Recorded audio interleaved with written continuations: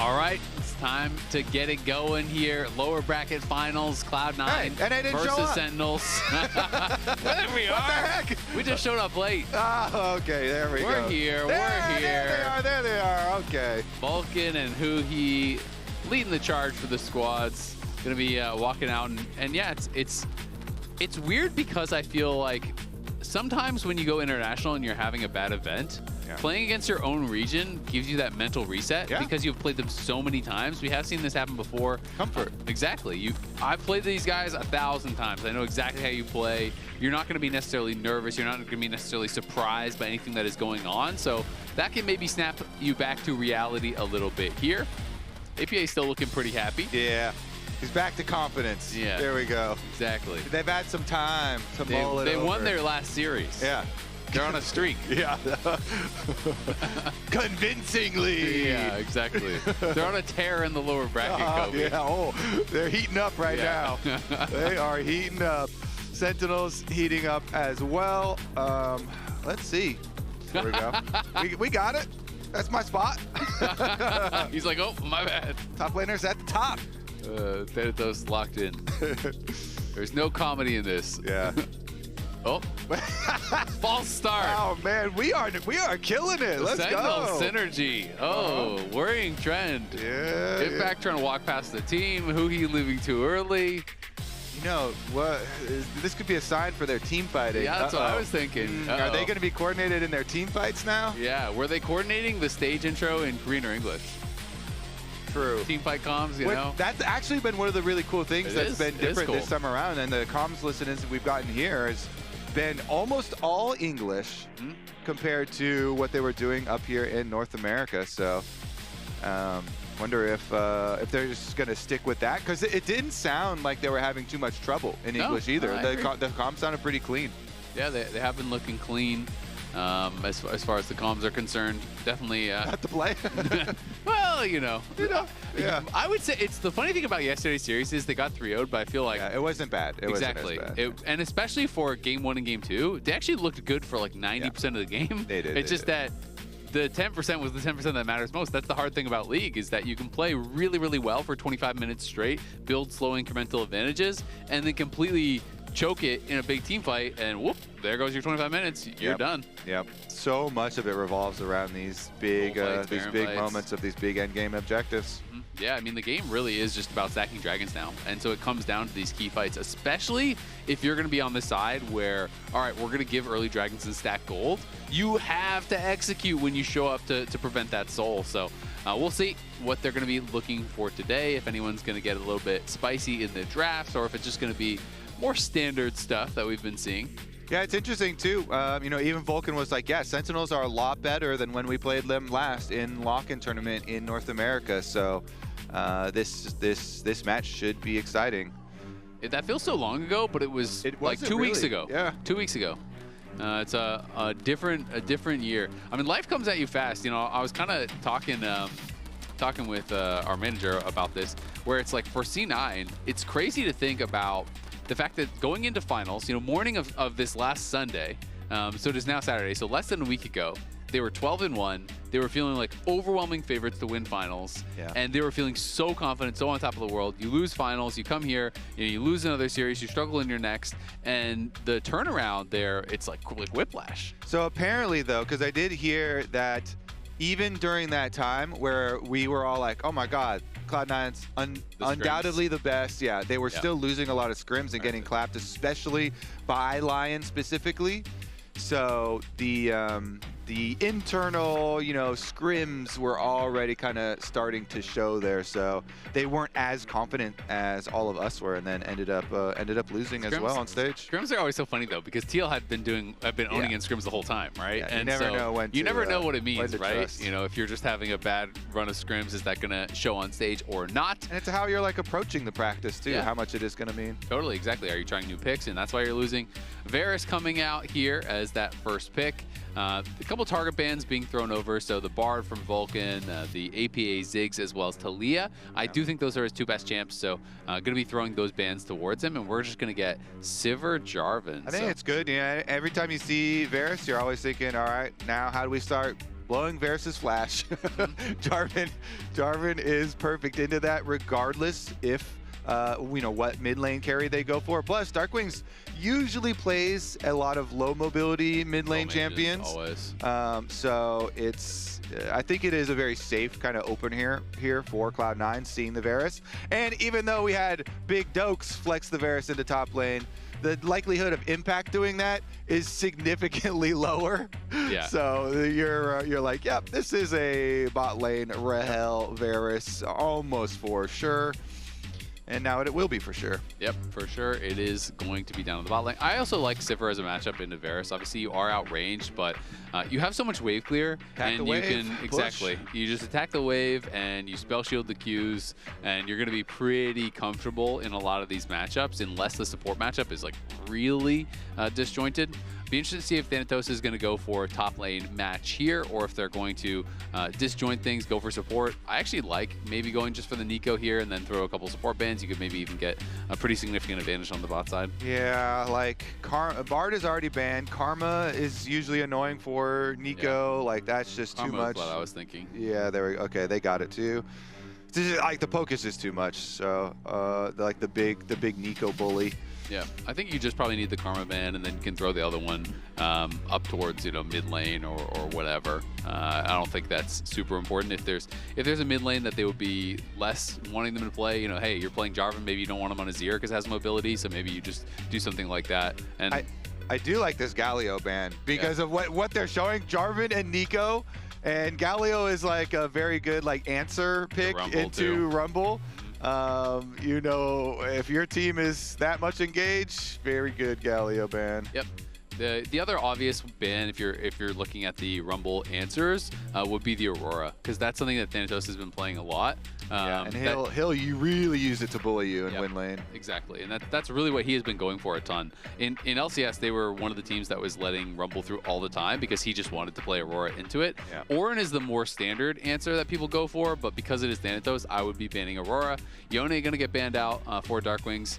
I don't think he was great on it yesterday, to be honest, and generally he always does play control mages, but I think they're just saying, all right, let's just guarantee he's on a control mage and ban out that one pick. Remove all doubt. Yep. There you go. And it is nice that he got at least that level of respect. So same thing for Thanatos though. As we said. Those are kind of the ones I'm thinking, because I don't think he would want to go Renekton into Rumble. If you go Ambessa though, then you need something for your mid lane. I mean, APA could still play Nico, by the way. It could be flex. Sure. I mean, I think it's still good bottom lane, but technically it could be flex. And I was thinking, then you're going to need something to really round out this team. So technically it could either be an APA or a Vulcan pick. Both of them are pretty good at playing, engaged style champions. Yeah, I mean, a lot of people obviously would be going, for the Ornn answer, but because it's Thanatos again, he just tends to prioritize these carries. He's still good on the Ambessa, and you already have really good engage with both Pop Blossom as well as the Cataclysm, Flag and Dragon Knockup. Yeah. Azir, was the one that I had mentioned as kind of that mobile control mage that he maybe could be banning out. Instead, they decided to Yone, and so that does leave Darkwings with a little bit more safety. He's not going to be on a Victor or something like that against the Jarvan, so I think this is pretty smart. Good disengage pick for a potential Pop Blossom for Jarvan engages, and is still in his comfort zone. Yeah. All right, let's see here who he... I think it's just engage for who he probably. I mean, there's a lot of stuff available. The Nautilus, the Alistar, the Rel. Okay, Alistar to keep people on. Rounds it out pretty nicely. Always good with Rumble.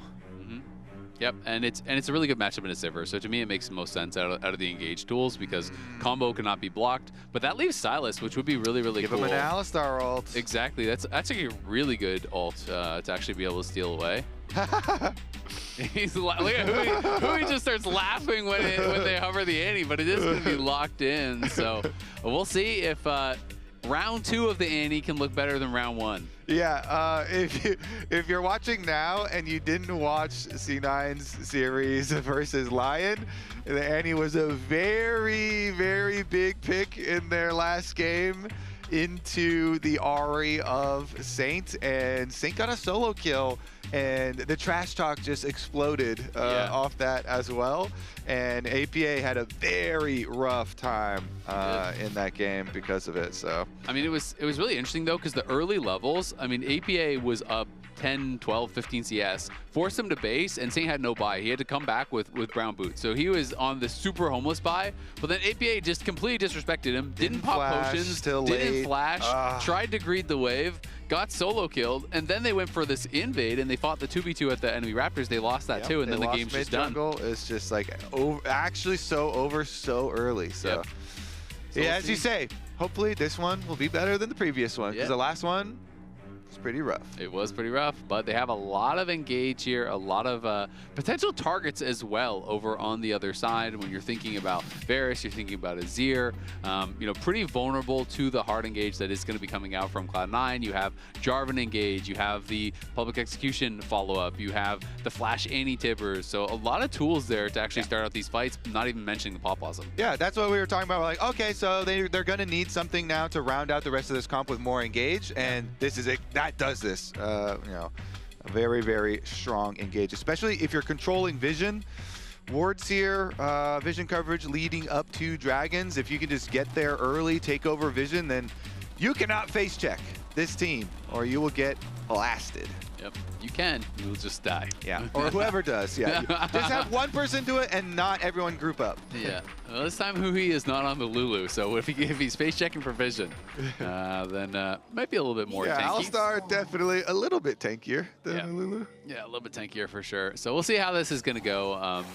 Annie traditionally is used as counter picks to, you know, assassins and short range champions. It'll be interesting to see how he does into the Azir. In early levels, a lot of Annie players are actually just starting E, and they just E and trade autos, because if you're hitting back into it, you're going to take that Molten Shell damage. So kind of expecting that from APA, but I feel like as you get levels, you're just going to get outranged and kind of pushed in maybe. Yeah, and Annie's autos are very smooth, and the range is quite nice, so you can trade pretty nicely there, but it makes it volatile. Lots of Annie lanes are fairly volatile, and so it usually does attract junglers as well. And since they're running the Jarvan on the side of Blabber, and Blabber definitely has options for trying to go attack Azir early too. I feel like whoever gets the lead in aggressive plays in this mid lane has the potential for kills, because same thing for Annie. If you can blow Annie's flash and Azir gets the 6 and stuff, you know, then you can always have Azir and Vi combinations. So expect definitely both junglers to play a decent amount of attention to at least warding around mid lane. Yeah, that was kind of a cute little mind game from Darkwings. He knows that APA is going to Molten Shell, like use the shield, and you're just going to take the return damage. So he drops his W, his soldier spawn, right beside APA as though he's about to auto him. APA E's, and he just doesn't hit him. So it's kind of a fun little mini game there that they were playing, and Darkwings getting the better end of that in that little exchange for now. Level 3 exchange for Thanatos. Pretty even though thus far, and since we have junglers pathing in different directions, maybe we'll just see the crab split. But there's a little bit of time always after your first clear and after your crab that you have to mess around. So Hombot could make a pass like through the river after he picks up the crab on top side, and see if he can do anything to lighten the lane phase there for impacts going against Thanatos. I mean, Thanatos is very famous for his Ambessa. Yeah, and for his laning phase, to be honest. I mean, that's always kind of been his greatest strength. He was able to get that wave, it looked like pretty far up there, but now he knows he's on a pretty risky timing. And based on the minimap, it looked like Impact pulled the wave. So I kind of want to see the top lane if we can eventually, just to see what's happening up there. They basically triple warded, because they warded mid lane here for the river and top lane in the Phaelite top lane and Tribrush top lane. So he's mega warding up there just to make sure.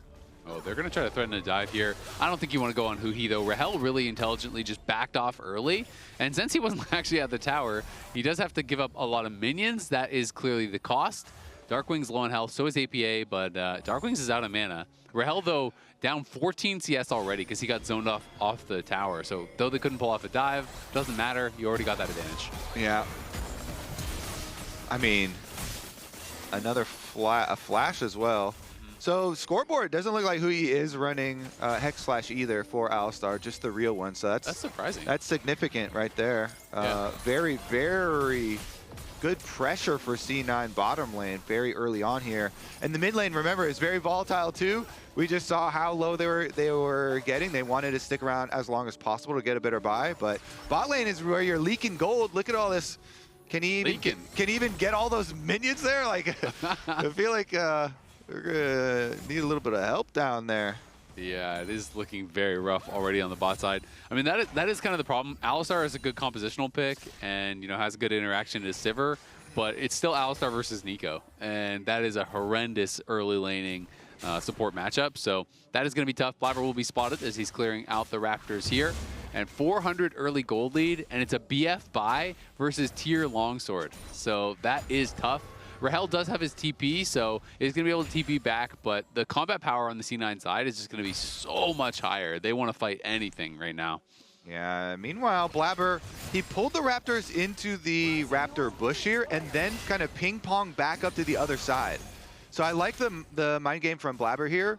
He doesn't show exiting to either side, and he's actually up here for the counter. Oh, the equalizer is going to be too dropped. Late, though? I think so. Thanatos is really low already. They're going to push us in, going to look potentially for Q Flash. Hambach, I think that was like a prediction Q or something, but now he wasted it, and now Jarvan is going to be able to get here in time. Thanatos is going to be level 6 very shortly. He just needs a minion or two. He's trying to get the experience now, and I feel like he should have just gone for that cannon first. Then he could have followed up. If he just kills 1 or 2 minions, he gets 6. Blabber hits a flag and drag. You go in with the ulti, you probably kill Vi. Yeah, that... Maybe he thought the tower was going to be on a melee minion instead of the cannon, so it would kill it on its own. Yeah, that was just such a weird little interaction up there too, because Sentinels and Hambach going in, grabbing tower aggro early too, 2 tower shots. So both of them, you know, warming up a little, I think. We're still not warm yet. We're still not warm yet. It's first game, you know. Yeah, first game. It is the 4th day, but it's the first game. Yeah. So, well, interesting. Going to be a Hex Shrinker rush here for Thanatos. So paying some respect to the matchup. Of course, it is double AP solo lanes as well. But it's going to mean you're not going to have any real defense against the Vi. You know, if you do get ganks, that's always a bit spooky. Oh, they just trying to make the mid play to try and catch APA when he's rotating over to it? Yeah. Yeah, I think they're just hoping they would catch APA in transition. Get and a little freebie. Exactly. Try to get a freebie, and then maybe you challenge after. But since they did not, Hambach is going to flash in, but he flashes forward now, and now you have no flash. Hambach has no way out. Vulcan's just going to block the Q there with his face, and Hambach off to an awful start in this game. The attempted tower dive on top side, then the flash in there. It was always going to be a one-way trip, but doesn't even get close to the smite. It was at the same time. APA just, well, top lane now. Yeah, Thanatos is going to be in a lot of trouble here. The Hexdrinker shield has already popped, so I think Thanatos is maybe going to have to flash. We'll see. Is Impact going to drop the equalizer? He completely whiffs the equalizer. Now going to go back in with the public execution, and Impact off of that whiff has to lose his flash. Didn't even get a single tick of the equalizer. I told you they're not warm yet, bro. It's cold in Brazil. And it's also freezing. Also a little sleepy still. Yeah. Actually, maybe the temperature's just right. Brazil it's in the middle. Brazil is like the North Pole of that, you know. It's very chilly there. It's super cold. Honestly, I agree. Yeah, I understand. Yeah, I understand. Because this was at the same time. That flashing in to go for the smite steal was at the same time as in mid lane. Your mid laner just took a huge, APA just got a huge trade onto Darkwings and pushed him fully out. So like, you know that is a one-way ticket. You're like, past the Nico, you are fully in, you buy your ticket, and you're like, let's go to the North Pole. He's down, let's go. Maybe he thought it was gonna be somewhere nice, you know? One-way ticket sounds inherently negative, but what if you're taking, you know, a one-way trip somewhere really cool? Yeah, and you're like, well, I'm probably not gonna want to leave there because it's so cool and nice. A one-way trip, but it's still Hawaii. Exactly. At an all-inclusive resort. You're like, well, okay, that sounds pretty nice. Okay. Yeah. Unfortunately, he died. Yeah. And got nothing. Yeah, unfortunately. Died on the... Did he die on the way there? Yeah, he didn't actually even get to the destination. Didn't even get to Hawaii. The plane crashed, unfortunately, for Hambach. Well, I mean, game number 1 is kind of looking like a crash for Sentinels already, man. 8.5 minutes. All right, let's see. Can you get anything done up here? Almost have Equalizer back. Does have a bit of a shorter cooldown. Hanbok is 6 now, so if Thanatos goes aggressive, you could maybe get something, but Thanatos is chilling. He's just hanging out by that tower, so they're going to have to settle for starting the grubs here. But looks like C9 want to go mid. It does look like that. Does APA want to flash or something? No. He whiffed the Tibbers, unless it was just for wave clear, because I'm not sure if he was just accepting that he couldn't get in range or didn't want to spend the flash, but drops Tibbers, clears out the wave, just going to base, so I'm just assuming that wasn't even really an attempt to engage, just to push out that wave. Some extra pings for communication is all. Darkwings can shove out afterwards regardless, and so you get your consolation prize. Bonus minion. Dun dun. Let's see. An extra ring. Count. So the melee. Oh, he's gonna go in with the pop loss of public execution and set it up, and it's looking like he is locked down and dead. Impact gonna overheat, just trying to get the wave. We'll be able to do that, and now they're just allowing him to just kind of delay that death timer a little bit more. Getting a little bit funny, but Thanatos will eventually finish him off. I think, unfortunately, Nico touched Nico's him gonna get the kill. Yeah, they kind of messed around with it a bit too much. I don't know if Thanatos wanted to try to delay the death even more, but kind of stopped chasing him, and Nico gets the kill. Either way, still a good play. And because of that delayed death, they are going to be able to push in and take plates on top side. But meanwhile, Hanbok is looking here for Sven. Going to be spell shielded on the ulti, though, and Blabber goes back in with the Cataclysm. Going to find a knock-up onto Rahel. Rahel is down. Hui is incredibly low. He's going to fall next here to Blabber. Hanbok's got nowhere to go. This game is looking over at 10 minutes. A 3K lead for Cloud9 already. Is that C9 Furia up there? Holy moly! Like, is that Fur 9? Is that Fur 9? Holy moly! Because Sentinels are looking cooked, bro. Yeah, they are really looking cooked. I think the call for sure, though, is delay Impact's death here, you know, because like Impact already deleted the wave really quickly. And so then if they can delay his death more, then you can use the next wave and get more gold that way. And they're like, you know what? It doesn't actually matter. Like, Thanatos is okay getting an assist rather than the actual kill, as long as they are going to get it that way, because yeah, the chase down would take a little bit of extra time, but regardless, nicely done by Vulcan. I was going to talk about the original play. Usually people go as the melee minions to be closer, but it went as a range one, and you're not paying as much attention to those, and they're a little bit further out, so good start from C9. Back to live. Darkwings goes in, hits the Emperor's Defy, but APA stuns him right as it happens. Now Hanbok gonna look for APA. APA tries the sidestep, can't quite do it. Gonna be hit by the piercing arrow and knocked down there. It's a shutdown for Hanbok. They get one back, but it is a trade of mid laners. Yeah, 1-for-1. APA no flash. Darkwing does still have his. This crab fight, though. Sentinels looking like they have the extra men in the area. Sven has just pushed bottom lane, though, so Sven's been stacking his Yuntals, and he got the wave all the way in on bot lane. That seems like advantage Cloud9. They get, Vulcan. Flash force there, gonna be able to hit the root. Flashes away from the chains of corruption as Rahel fires back. Vulcan does get the summoners out. No one was really with him, though, so honestly, he's lucky that Rahel flashed. I think that was amazing value for them, though, because he also delays Rahel getting down to the tower, so he trades flashes and ults with Rahel. It's already valuable, and then Sven just keep on mining turret plate money, so C9, honestly, this gold lead, this lead in this game is getting astronomical. No, and now Rahel might just get taken down. Does barely survive, but Vulcan won this game. That was a diabolical Nico laugh right there. And the fist bump at the same time. Yeah, that was diabolical laugh. Holy moly, Vulcan is kind of styling on Rahel. Unleashed. He is. He's unleashed. He's warming. He's warming up. He's warming. It's looking toasty. The Cloud9 side of the stage is closer to the equator than the Sentinel side. It's a bit warmer on their side of the stage. That explains it. That does explain it. Yeah, that's what it is. We'll have to wait for, the rotation of the Earth. We'll see if Sentinels can get some of that heat coming into the next game. Maybe that's what it's always been. It's just been about side selection, Yeah. Fury has been on the hot side of the stage as Darkwing's going to shift forward, has nowhere to go. Vulcan finds another pick. Yeah, he's not the one that got the kill, but let's be honest, he set it up. Vulcan is out on the map, has that early rocket belt, thanks in part to the gold he's picked up on the top side. 800 individual gold lead. Normally doesn't really matter much for sports, but it's great on champions like Nico.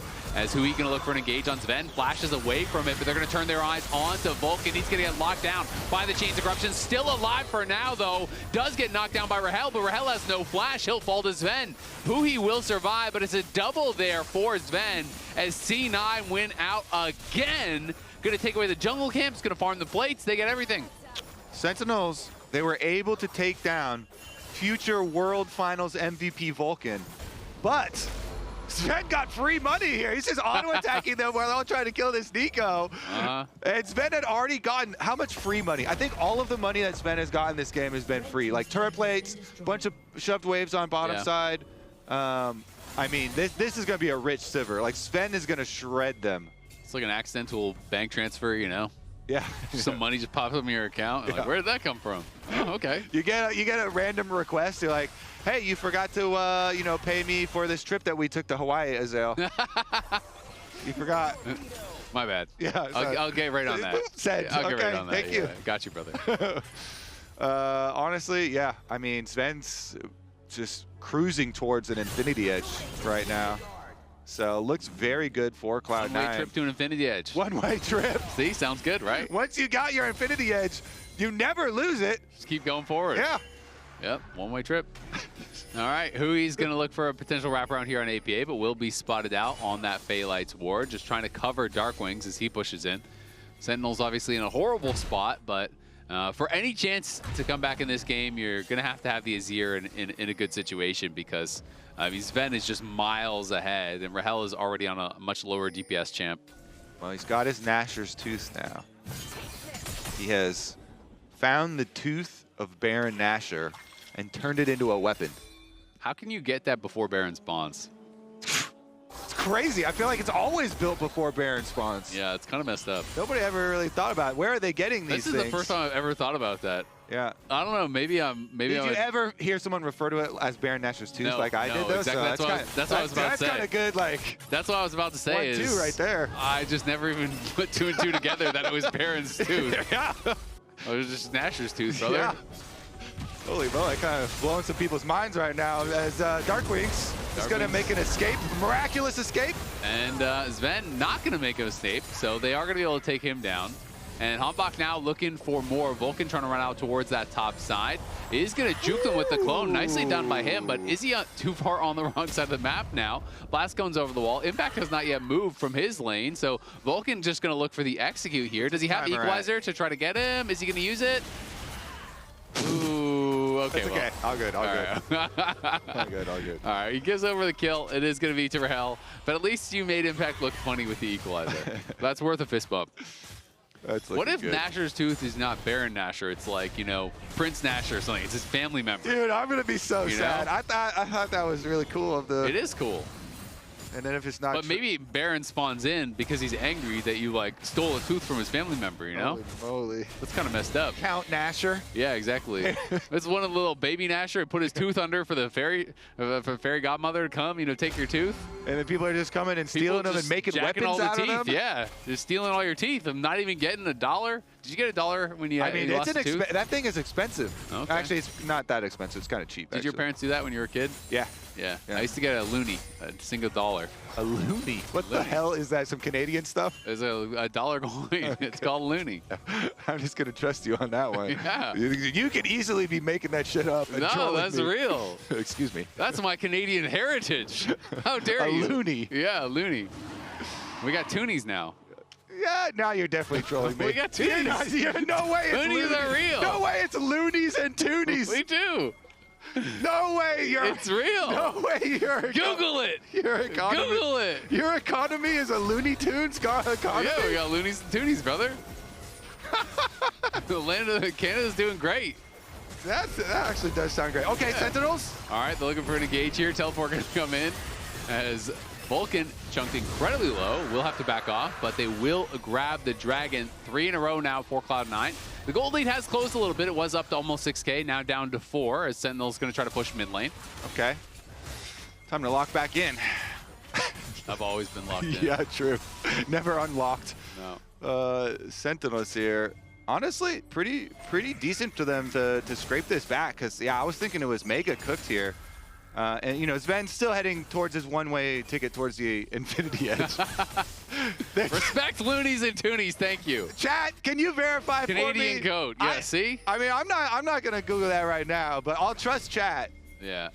Chat More than I'll trust you. Whoa! Loonies and toonies, ain't no way. Canadians don't lie. Well, that actually might be true.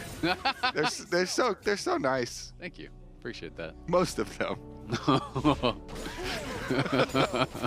All right, well, Impact, I got nothing. Yeah, Impact gonna get the bad news here as APA gonna drop a bear on his head. It's kind of messed up. Hugi, though, responding. Yeah, he's gonna punish him for dropping a bear on his friend's head. Never drop a bear on my friend's head ever again. Drop a cow on you. Oh my God, the whole squad showed up. They really did not like that.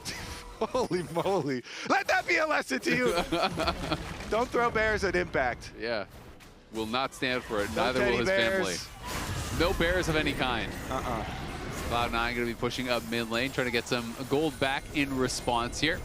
Will be the Herald crashing in, so mid lane tier 2 looking like it's going to go down, but Hombach is behind him and still has his ulti. Sven going to be in trouble. Spell shielded used very early there, and he's going to be knocked down by Impact. After his one-way ticket to Infinity Edge, he bought another ticket somewhere else, back to the fountain. Should have never bought a second ticket.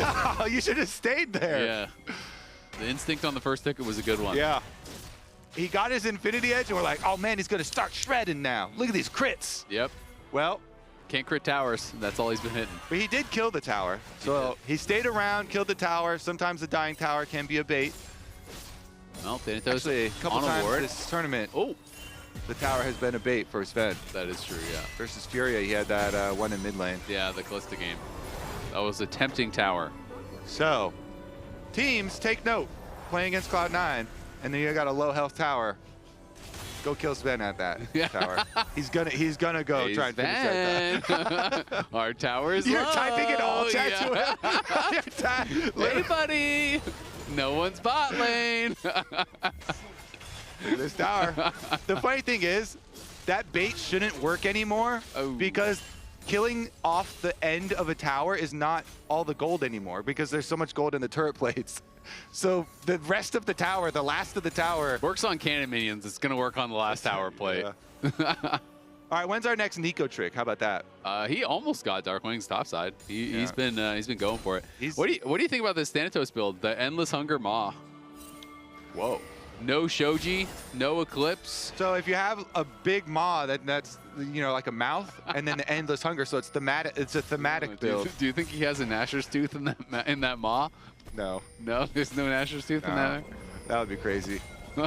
You're like, calm down, buddy. Let's keep it professional here. You're being ridiculous. You're actually being ridiculous right now. I'm sorry.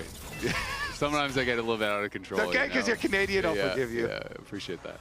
You were brought up on Looney Tunes. Yeah, I was. Loonies and Toonies, buddy. Get it right. Also Looney Tunes. Also, I was going to say, you didn't watch? Yeah, of course. Okay, so... What were we talking about? You were talking about Nico tricks and the Maw, the endless hunger of Thanatos' Maw, I believe is where we left off. Yeah, true. The synergy there. Yeah. I mean, honestly, I still think the same thing I thought like 8 minutes ago. Okay. But what was that? That Cloud9's just gonna steamroll this game. Okay. But we are getting the Dragon Soul in 30 seconds. And if they make a play on Thanatos early, then one-way ticket. But to where? Who's buying the ticket? Pop Blossom coming in, looking for the counter engage. It's going to connect on Impact. He is one shot. Vulcan is low. Rahel can't finish him off with the piercing arrow, though, as Vulcan flashes away and Sven goes on the hunt. That is a fast bear chasing after him. Blabber going to get caught on the side, though. Geez. Blabber drops the Cataclysm, but he tries to flash out and is knocked down. So even though they win the fight on the bot side, there's no jungler. They got no jungler. Oh my God. He's just walking down from mid lane and runs into the members of Sentinels that were scrambling to get away, and now they get another pick. Sven is warded out. They go in. Rahel was not ready to follow up on that, though. But this should be Sentinel's Dragon. Yeah, it's definitely Sentinels Dragon. They put their flag down over here. Sentinels territory. That was Blabber's flag. Blabber, yeah, they stole Blabber's flag off his dead corpse. Whoa. He's gonna come back. Yeah, true. His corpse will be alive It's soon. still dead right now, though. Yeah, Gray screen for a little longer. Yeah. Okay, so Sentinels, they show everybody like diving, making this play, or at least 4 members diving, making this play. Blabber right now on the mini-map is going to deal with that middle minion wave as they drop another bear onto Impact's head, by the way. A successfully dropped bear. But then look at this. He goes through the mid lane, and then he walked through Darkwings, and Hambach was coming up, trying to get away from the previous failed play on bottom side. He walks right into the waiting fist. Was the precursor. You know, the revenge of the bear didn't happen as quickly this time, but as soon as they dropped the bear on Impact's head, Blabber was doomed. Yeah. Oh, jeez. That was the domino? Yeah, it was the domino. Yeah, wow. Exactly. Yeah. Dropping a bear on Impact bot lane, Blabber dies mid lane. Can't get Ocean Soul. Oh, my God. Yeah. How far does that domino chain go? Yeah, they didn't get Ocean Soul, and then, you know, Sentinels come back in this game, and then Sentinel's gonna win Worlds now. Impact ends up getting. Did APA just cost Vulcan his World Finals MVP with that Tibbers drop? Is that the final domino? That's crazy. Heartbreaking. Dude. I don't know. My site doesn't go that far in the future. Okay. It's pretty far, but we'll find out. It's only like 6 months. All right, well, let's find out if Hambach is going to spot Thanatos. He's running for the hills, but is going to be spotted now by Impact. Going to use public execution, just trying to kite back to his team. Vulcan's here to cover. That last play just makes me think about, like, were they weren't tracking minimap that closely, and like, because the escape path for Vi was straight up. So definitely, sometimes One it's for the ADPC for postgame. Yeah, let's do it. We can find out. We've got a date. ADPC investigation. You and me, or you and the computer? You and me. Okay. Yeah. With the computer. I don't know if Joanna's gonna approve. I talked to Joanne. I got her blessing. Okay. So that's cool then. yeah, it's all good. All right, all good. All good. Blabber gonna be in some trouble. We'll see if he's all good. Nice buffer on the flag and drag there. Immunes Hambach's ultimate, or at least the CC. But Impact has TP'd in. Rahel looking on the side will be spotted by the ward. Cloud9 gonna be able to disengage. Honestly, I'm getting a little tense for these setups here, with them getting a little risky on this vision setup. I mean, they're still funneling more money into the Azir, so back on game plan here for Sentinels. It keeps looking better and better for the comeback angle here. Yeah.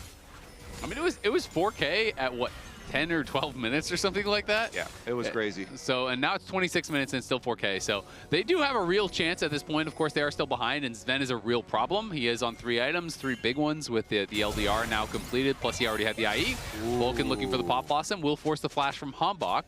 Not going to be able to catch him, but that's a flash off of APA as well. That's what I was going to say. Pretty big escape there. Good reactions from Sentinels to be able to escape that, and no flash on the Annie here greatly reduces that pick potential. I will say, Vulcan though. Oh, they're gonna look though. It's not gonna reduce it enough. Hui gets one shot. Darkwings goes into stasis, but the Emperor's Divide will not save him. And now Hambach, flashless, has the GA, but it doesn't matter. It's gonna be Cloud9 on the Baron here, and no chance of a contest. All right, back on track for C9. Sentinels, now you go into the damage control scenario where you're like, all right, they're gonna get Baron for sure now. After that, let's just try and get gold anywhere else on the map. Push out mid, push out bottom a little bit. Yeah, we'll see what they can get. Hambach maybe gonna try to lay a little bit of a trap here. Was waiting around in the Raptors pit, but Thanatos already pushing on top side with that Baron cannon though, so FF or what? Exactly. Yep, get out. Go next. Go next fast. All right, who he had? This is the second play. Yeah. So we're like, oh man, APA with no flash on Annie. That greatly reduces the engage potential. No, it does not. You just stand on a control ward in the brush. Yep. And he drops a bear on him. They just didn't have enough vision around the Baron pit. I think they just got really nervous that maybe something was happening. They did have a control ward eventually went over the wall, so I don't know if that was before or after that play, but either way, Soul is going to be spawning here in 20 seconds. Cloud9 have the Baron buff right now, and they have a 5.6K gold lead, so we'll see if they are going to be able to close things out with this. Hambach getting a bit of a chunk down onto Thanatos, but Thanatos looking like he just wants to kite back. All of Sentinels, though, chasing after him. They're going to continue going. He goes back with Public Execution, but Rahel has arrived now. Chains of Corruption is going to connect as Darkwing's in trouble on the side. He gets hit down incredibly low by Blabber and Sven. Darkwings is going to fall to the flag there as Jarvan takes him out. Vulcan down about half HP on the side.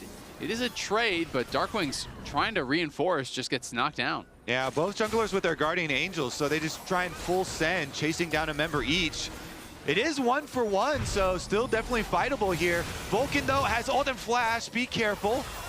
Impact trying to set up on the side here, has the equalizer ready. Cloud9 just focusing down the dragon. Huhi moving forward, trying to get some vision here for the team. The Pop Blossom comes through, it just connects on 2 members, but the root is there to follow. The equalizer trying to zone them off, but it doesn't matter. Rahel is knocked down, Hambach sent running.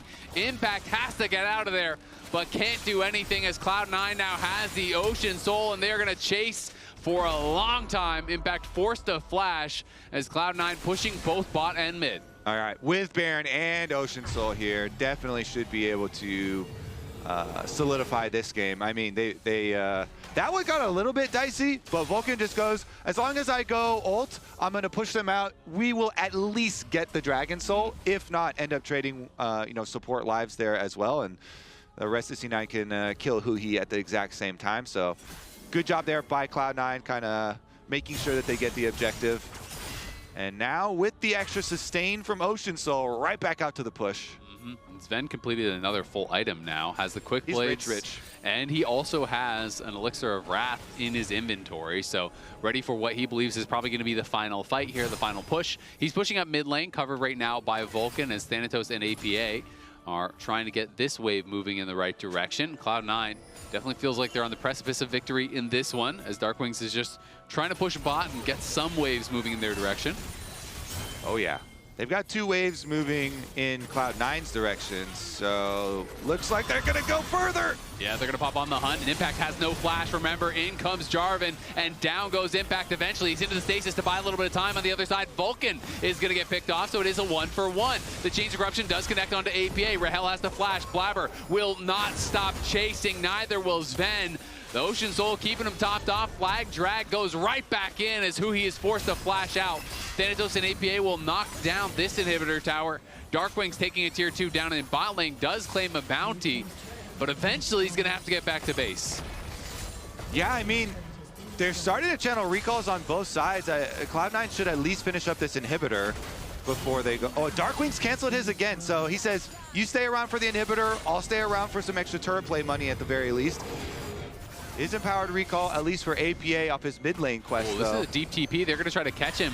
Darkwings doesn't have the empowered recall. It looked like it wasn't ready, so Hambach going to try to escort him out here. But Thanatos is behind him, and he has the Ocean Soul. This is going to be difficult to knock him down. He also has the TP shield. Now the TP comes in from Rahel to try to reinforce. Public Execution in onto Darkwings. Darkwings uses the Emperor's Divide to knock him back, but Thanatos just flashes right over the top. A second TP now going to be coming in. This one's going to be Impact, and C9 are going to look to try to turn on them, but all 5 Sentinels members are here. Blabber's still running over. Impact goes straight into the stasis. Sven isn't here just yet. They're trying to buy time for the Sivir. Blabber going forward, gonna get hit there by Hambach, but nice knock-up comes in, and the Chains of Corruption gonna be dodged. The Equalizer does nothing at all. Hambach still trying to run for it here, but Cloud9 are relentless. In goes Blabber onto the back line. Rahel has nowhere to go. Impact tries to turn and fight against APA, but he can't knock him down. The GA's gonna be popped there onto Blabber. Vulcan with a 4-man Pop Blossom, and surely that is gonna be the end of game number 1. Sentinels will fall. It's a triple already for Sven. He's chasing in and wants even more. Sven grabs the Quadra. Cloud9 will grab the game 1 win. Ooh, yeah. I mean, they got such an early lead. Sentinels ended up making them work more for it, but in the end, C9 still are able to dominate in game number 1. Nicely done. Cloud9 crushing this one. Start to finish. Gonna be able to knock down Sentinels. Starting off the lower bracket finals with a bang. Take. Would you say with their early game, they booked themselves a one-way ticket to the victory screen? They did. They did. Only one way. Only one way. Only for game 1, though. Game 2 is a whole nother destination. You gotta book another ticket. That's a new ticket. Yeah, it's a new ticket. And your previous ticket is not valid. Yeah, so, and your money doesn't carry over, so you start broke. Yeah, and it's priced out in USD, so it's expensive. Oh. Not like Looney Tune money. Listen, hold your horses there, buddy. Our toonies will never fail. Yeah, okay, they won't beautiful fail. metal coins, you know? Unlike your puny paper bills. I'm still surprised that they're real, but they are. So I'm gonna have to respect it. Honestly, too, Cloud9 still respecting Yone from Darkwings. So yeah, there are a lot of mid lane bans. They're completely chopping down the mid lane pool here, and they grab the Pantheon here. Premier jungle, let's go. Point and click CC. Easy pairings. Actually kind of crazy. So, I mean, you're already in game 2 of Fearless, but Nico, what is a flex for APA, that's gone. So if you want to count that, 3 champions for him were gone from game 1, 3 more bans, and then they double ban mid lane as well. So you're already on your 9th best champion in mid lane, essentially, in game 2. Are you one of the ones that loves to run like Nautilus lanes into Ashe Seraphine and try and kill the Seraphine a bunch? Or are you trying to, you know, do like Ezreal Karma poke stuff? If you're talking about me personally, I would rather play Hard Engage. Yeah, the Nautilus, and you have a Pantheon already. Yeah. So it looks like Cloud9 are the poke option, though, of those 2 options into the Ashe Seraphine. Yep. And I mean, that one could be as effective also, but yeah, I mean, I kind of like the Nautilus versions. I think we're just going to go for Zen, kills probably, too, right? I feel like Zen pairs so well with any sort of, once you have Ashe Seraphine, you want to build any sort of fighters here at front line. Zen does go really, really well with it. The ultimate as well. Like, you can get into great positions to bounce a Seraphine ult off your head because you have your own ult to protect you too. Oh, I wonder if they're just going to do Victor here and then double ban mid lane again. And their strategy is basically take all APA champions out of the pool. Because otherwise I feel like you should have just gone Zen, because I assume now Cloud9 are going to ban Zen, because I feel like that's the obvious pairing with the Ashe Seraphine bot lane. And yeah, it's going to be interesting to see if that is the focus here. Because we're already starting to get into kind of like the weird tier of mid lane champions. Aurora, obviously... He did play. Yeah, exactly. It is mid lane. Obviously could be top as well. Thanatos has played it more, but specifically Thanatos generally plays it into a Rumble. Renekton as well, so maybe Impact wants to go Renekton or something, and it's a projection ban up there. But I am expecting Zen. I would be surprised if that goes through, but we'll see if Sentinels is going to have their jungle pool trimmed a bit. So yeah, there's the Zen ban I was thinking of. Yeah, I mean, APA, I feel he really does thrive on mid lane champions that can play for jungle. So there are, like, he could still pull out like a Galio or something like that too, and still like kind of play for jungle that way. Strategy is interesting though, I gotta say. It's because they're clearly Sentinels prep is nope. Target APA, no champs, bro. No champs. But it is funny to say no champs and then you're 5-banning mid lane. Yeah. No champs. Get this one trick. Get that one trick. All right, how many bans are we gonna spend on the one trick? 5. Yeah, 5. Yeah, and Cloud9 also banned 2 mid laners themselves as well. Yep. Even though APA doesn't play Yone. All right, well, let's see where they want to go. Skarner was very successful for Tatsu when he brought it out, but I don't know if you want to play Skarner into Ezreal Karma. That doesn't feel the greatest to me. You know, maybe you're expecting more of these kind of like shorter range champs. I feel like Skarner really succeeds when it's a very short range comp and a lot of melee champs that just kind of clump up like against divers and stuff. I feel like Skarner maybe is going to struggle more here. I think their idea is we're just going to ult whoever their front line is. If Pantheon's up here, all right, I'm grabbing him. And you're just going to get pulled into this Ashe Seraphine grind machine. And as long as we keep somebody in place in front of us. I don't want to be in that machine. No, you don't, because it's like a Hex Tech empowered machine since they have Victor too. So you got the Hex Chaos Storm popping off over your head. There you go. So Renekton's going to be grabbed here. We'll see what the final pick for APA is. What is Brother going to be cooking? I mean, you could just go Hui or something and play Control Mage versus Control Mage if you want. There's obviously, you know, different options. Aesol would be kind of fun. We haven't seen him playing Aesol in quite a while. I will say, as a bit of an Aesol enjoyer, Victor can be quite annoying because every time you channel your Q, you just get lasered, right? And it's a little bit difficult there. The Victor R also cancels your flight, so gank escapes are actually quite difficult if people are coming in. So this is going to be more of a farm matchup here for APA. Obviously, it scales incredibly well. You can play side lanes. Gnar, not a surprise at all. That's kind of the obvious pick, I think, from Impact here into the Renekton. But yeah, the Asol is interesting. I'm kind of curious if it's going to get punished. All right, APA bringing out the Asol here with so many mid lane bans. I mean, yeah, you farm a lot. You want to play around your ult timers, and especially the empowered ult timers, because then you actually are capable of winning one of these team fights. You know, drop a big meteor on their head. You've got all these immobile carries. Yes, it's like a very beefy 5-on-5 with Seraphine, you know, backing it up with a lot of heals and shields. But Ashe, Seraphine, and Victor all have one thing in common. They don't have their own dashes, so don't look getting hit by meteors. Yeah. They all have that in common. They do not like getting hit by meteors. The visuals, just imagining the visuals of this C9 team is hilarious, you know, because APA is playing Asol, and it's like this celestial being as big as galaxies that just dropping a universe on your head. And then you have the Pantheon ult. There's just some dude flying through the sky. Just some dude? Isn't he like the aspect of war? I don't know. He's like a very cool and important dude. He's just a guy without a shirt. He wouldn't even be able to get served at a McDonald's. No shirt, no suit. Like the embodiment of all war and aggression and fighting. And listen, buddy, this is a Wendy's. No shirt, no shoes, no service, Pantheon. There's some, and depending on what skin he uses, it could just be like an apron, you know, and he's got that like hot dog cooking. Maybe, well, then he doesn't need to go to the Wendy's because he can serve himself. Yeah, there you go. Baker Pantheon.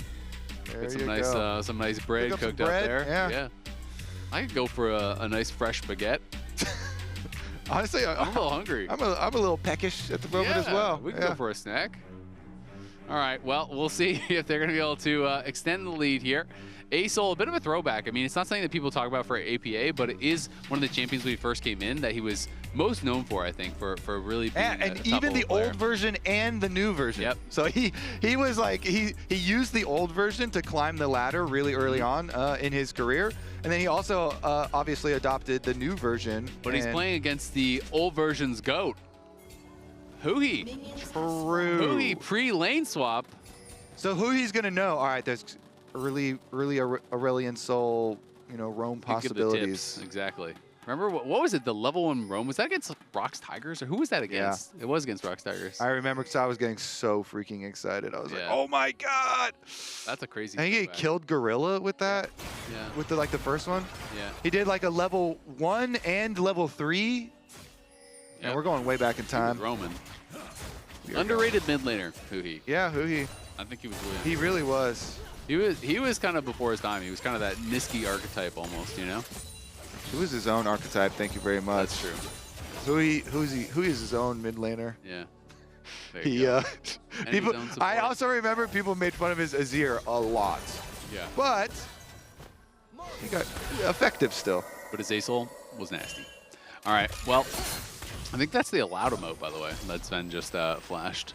I believe that's allowed. Nice. Emote. That's a shout out to Loud, who is not here because they beat the teams that are here. Yeah, exactly. So, they don't have to be here. Much like Lion. Similar to Lion, yeah. Much like Lion, they will still be in Brazil, but they will. They don't have to dirty their hands with this. No, they can send their minions. Yeah, their minions. Their representatives. Exactly. Cloud9 and Sentinels showing up. They're the hooligans coming to attack, and they're like, Furia, deal with them. Yeah, exactly. You got to go through them before you get the right to challenge us. And unfortunately, in this case, even if we go through them, you don't get the right to challenge them because you you already didn't get the first stand, buddy. But you'll get, maybe you can have opportunity to practice against them because the winner of first stand does get the Riot all expense paid boot camp. The boot camp for MSI, so they'll be going to Korea. That's really, that should be the motivation, the KPBQ. There you go. From the source itself, you know? There you go. It is funny, though. I've heard from a number of Korean pros that they actually like Korean food more in LA than in Korea, which is kind of funny. I've heard that a decent amount too. Meat quality. Yeah, meat quality, and then also they're just more unhealthy. The food is more unhealthy. So apparently it's just like it just tastes better. Yeah, exactly. Yeah, because they just add more. Yeah, shove 3 pounds of butter on that piece of meat. Yeah, that'll make it taste good. That's true. More salt, more butter. Yeah, yeah, exactly. Delicious. Delicious. All right. Well, APA so far, America, farming it up. And doing all right. I do think, especially like I said, like you are going to keep taking lasers. APA took an early TP back. Dark Wings is still up farm and has not TP'd. Especially once you get the E upgrade on Victor, it gets really annoying because anytime you stop the channel, you're eating the laser and then you have to cancel your Q. So it is a little bit difficult, but it is still at the end of the day a control mage matchup. So you shouldn't have to give up too much. Yeah. Meanwhile, on the top side, Gnar is always such a good answer into Renekton, but Thanatos Renekton hits different. Yep. Hambach up here is going to get seen by Thanatos' awards, so not a huge moment of danger for him. He's not going to move up on that Mega Gnar timing or anything at all. Nice tether. Lands onto Rahel there as Vulcan was going aggressive. They have traded that heal out. The heal on the other side from Hui was used quite a while ago, but now Vulcan is going to be down his heal as C9 creating some early advantages in the side lanes once again. And this is why we're talking about the 2 options. When you see Ash Seraphine, you either go the poke route or you go like the kill route with hook champ like Nautilus. This we're seeing on screen why a lot of people do like the poke route, because you can do this. It's a lot safer. The like Nautilus or hook or kill route requires coordination with your jungler. It requires going on the correct timings here and not taking too much damage yourself from poke in that scenarios. And so it does have like more inherent risks. Look at this APA build, by the way. Big belt. Okay, Rylai's is really good on Aurelion Soul. But so clearly he is thinking this matchup is not very fun. I'm rushing a Giants belt. Yeah, he's thinking, I'm just going to farm. And I have more HP to trade while I channel my Q.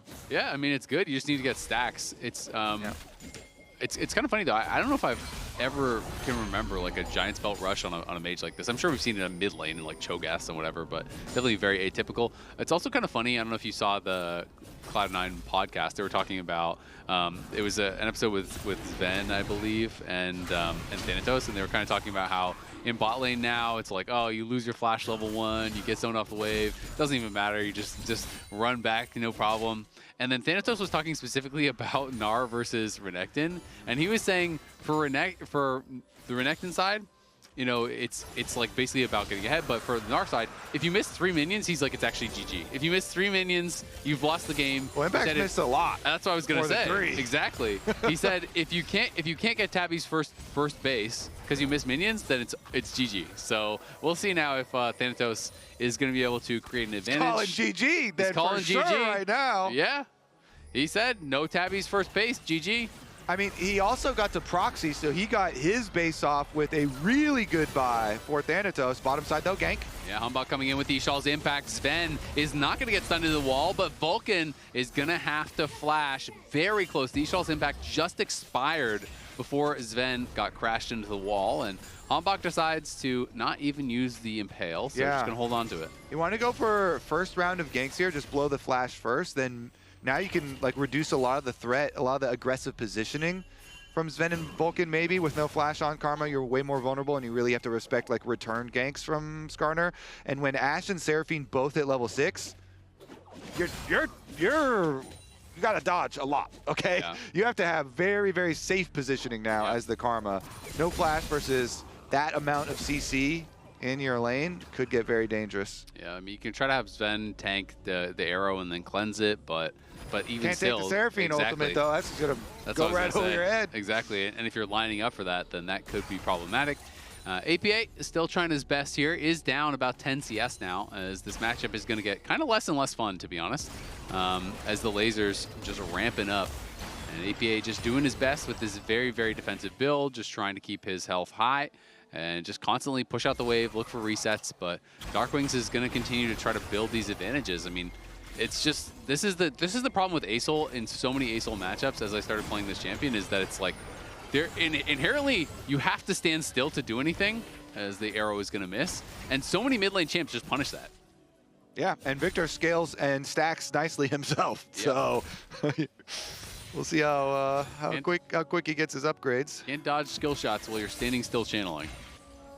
The ace-hole problem. Not moving does make it a little bit more difficult to dodge stuff. Yeah. At least you don't have to play against Syndra, because that I've played that matchup. That was a nightmare. True. Every time you try to channel, you just get scattered. You're like, well, I guess I'm facing now, as he's gonna drop an ulti on Darkwing's head. +5 Cosmic Dust every time you hit an ulti on a champion. So there you go. +5. Huge. Dropped it on his head. Plus.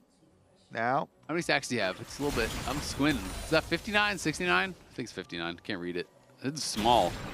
59. You gotta up your prescription here on your glasses. Well, you had to lean forward too, buddy. You even had to scoot up.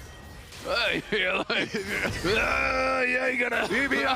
I'm cheating for being intelligent and closing the distance to the thing I'm trying to read while you're just. You're flaming my eyes. My eyes are. The distance is not equal, you know.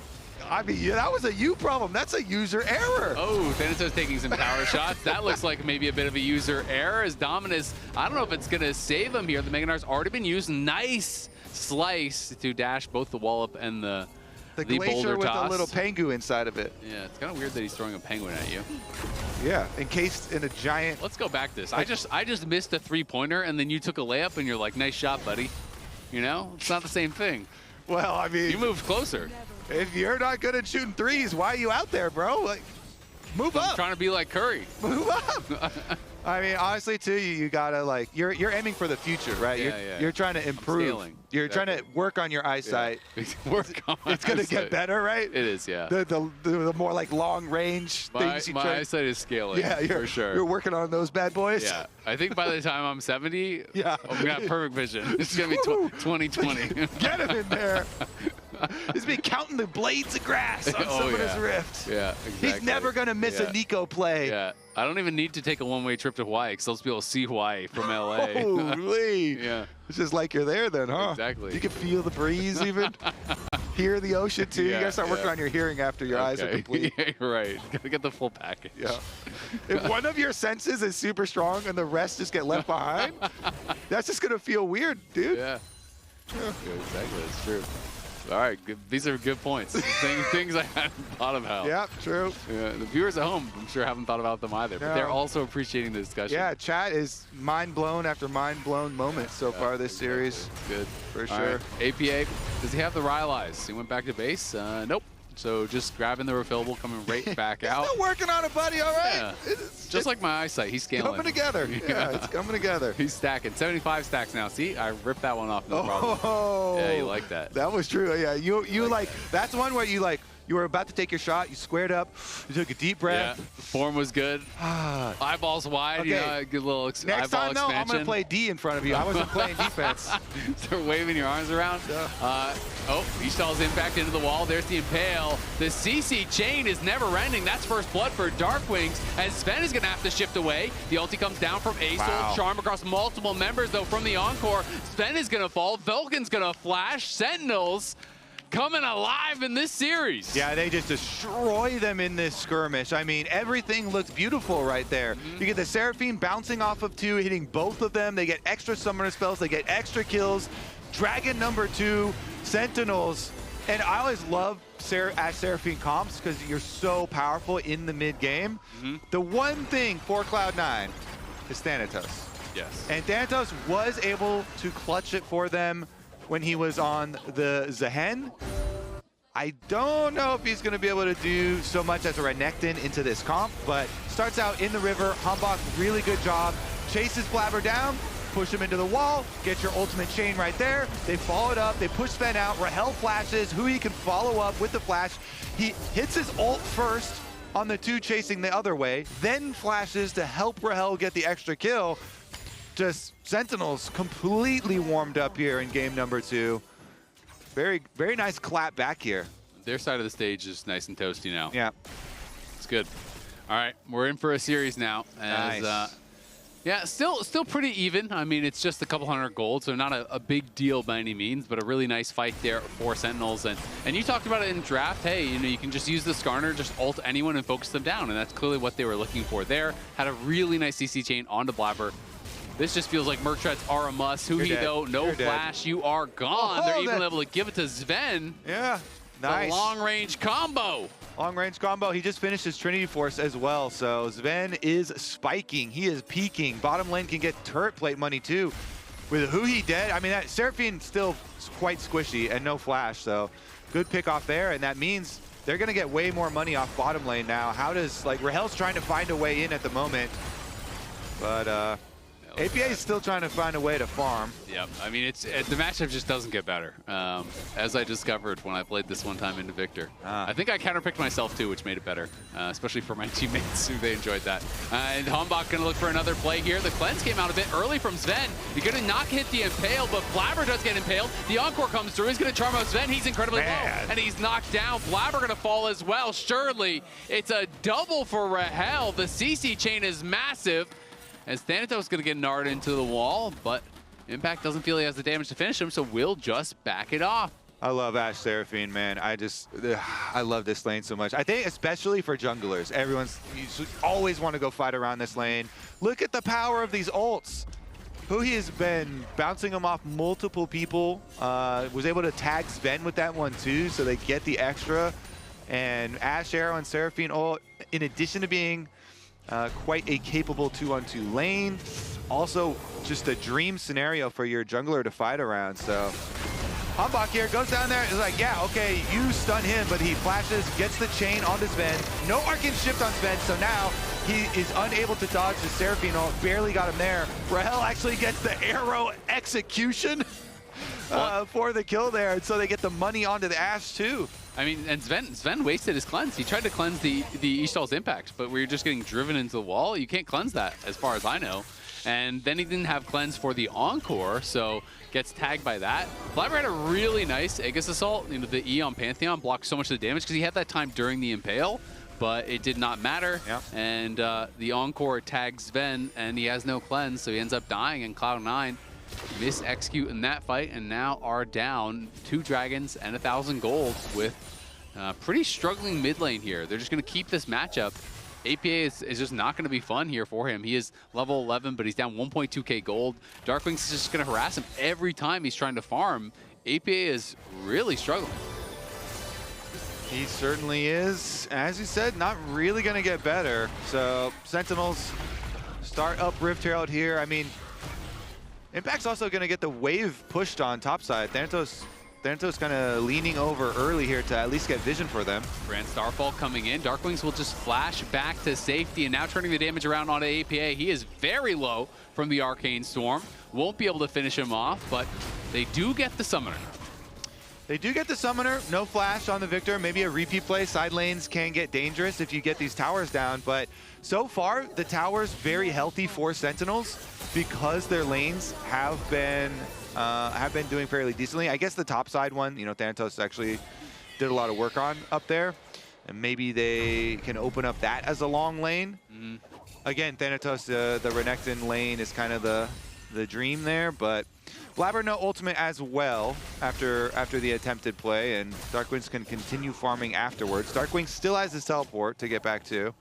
I'm kind of curious what Vulcan uses Mikhail's on, because he had that finish. APA now on a roam up towards the top side. Impact just going to be hopping back to safety. The Falling Star comes through. Will they continue in on the dive? Looks like the answer is no, but Impact chunked low, and they'll farm some plates. Meanwhile, mid lane, because you see both solo laners up in the top side, Sentinels, they're bringing the Rift Herald. Hombach going to drive it on in and take that mid lane tower.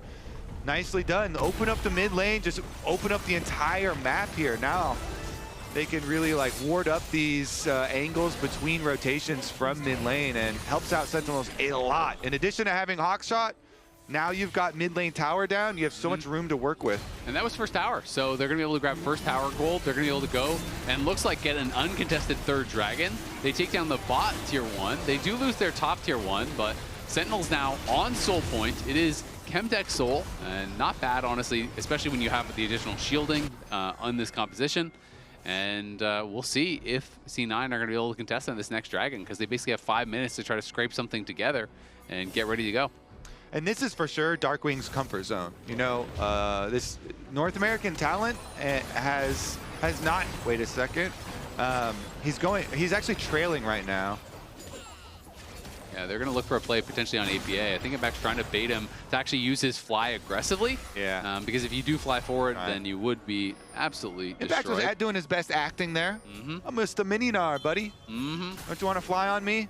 Yeah, and it increases the damage too when you're in the astral flight. So sometimes people just use it for the trade, and then you can get punished. Hambach is in behind him. APA does have some support though, as Vulcan has arrived, so we'll help him to farm this wave and try to keep him safe. But Darkwings is very, very far ahead. I mean, it is a 1.8k gold lead. In comes the Grand Starfall for really nothing. I mean, you knew Hambach was there, and they do get the TP out, so that really is the trade. But the rest of Sentinels are moving over. Even Rahel is coming in now. They're going to go for the Ishtal's impact. Gets canceled. And Hambach will just pull back and allow them to take the terror plates. Yeah, meanwhile, look at Thanatos. Again, Thanatos farming up.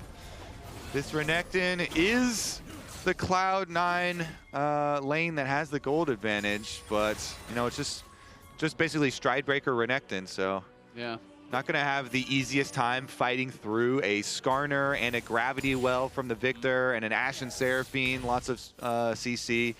You know, it's not like he was able to get Merc Treads. You know, you need the steel caps for his side laning. So I think you need like a Sterix here. You need some tenacity for Thanatos to be able to like operate at all. I agree completely. You're just going to get locked down.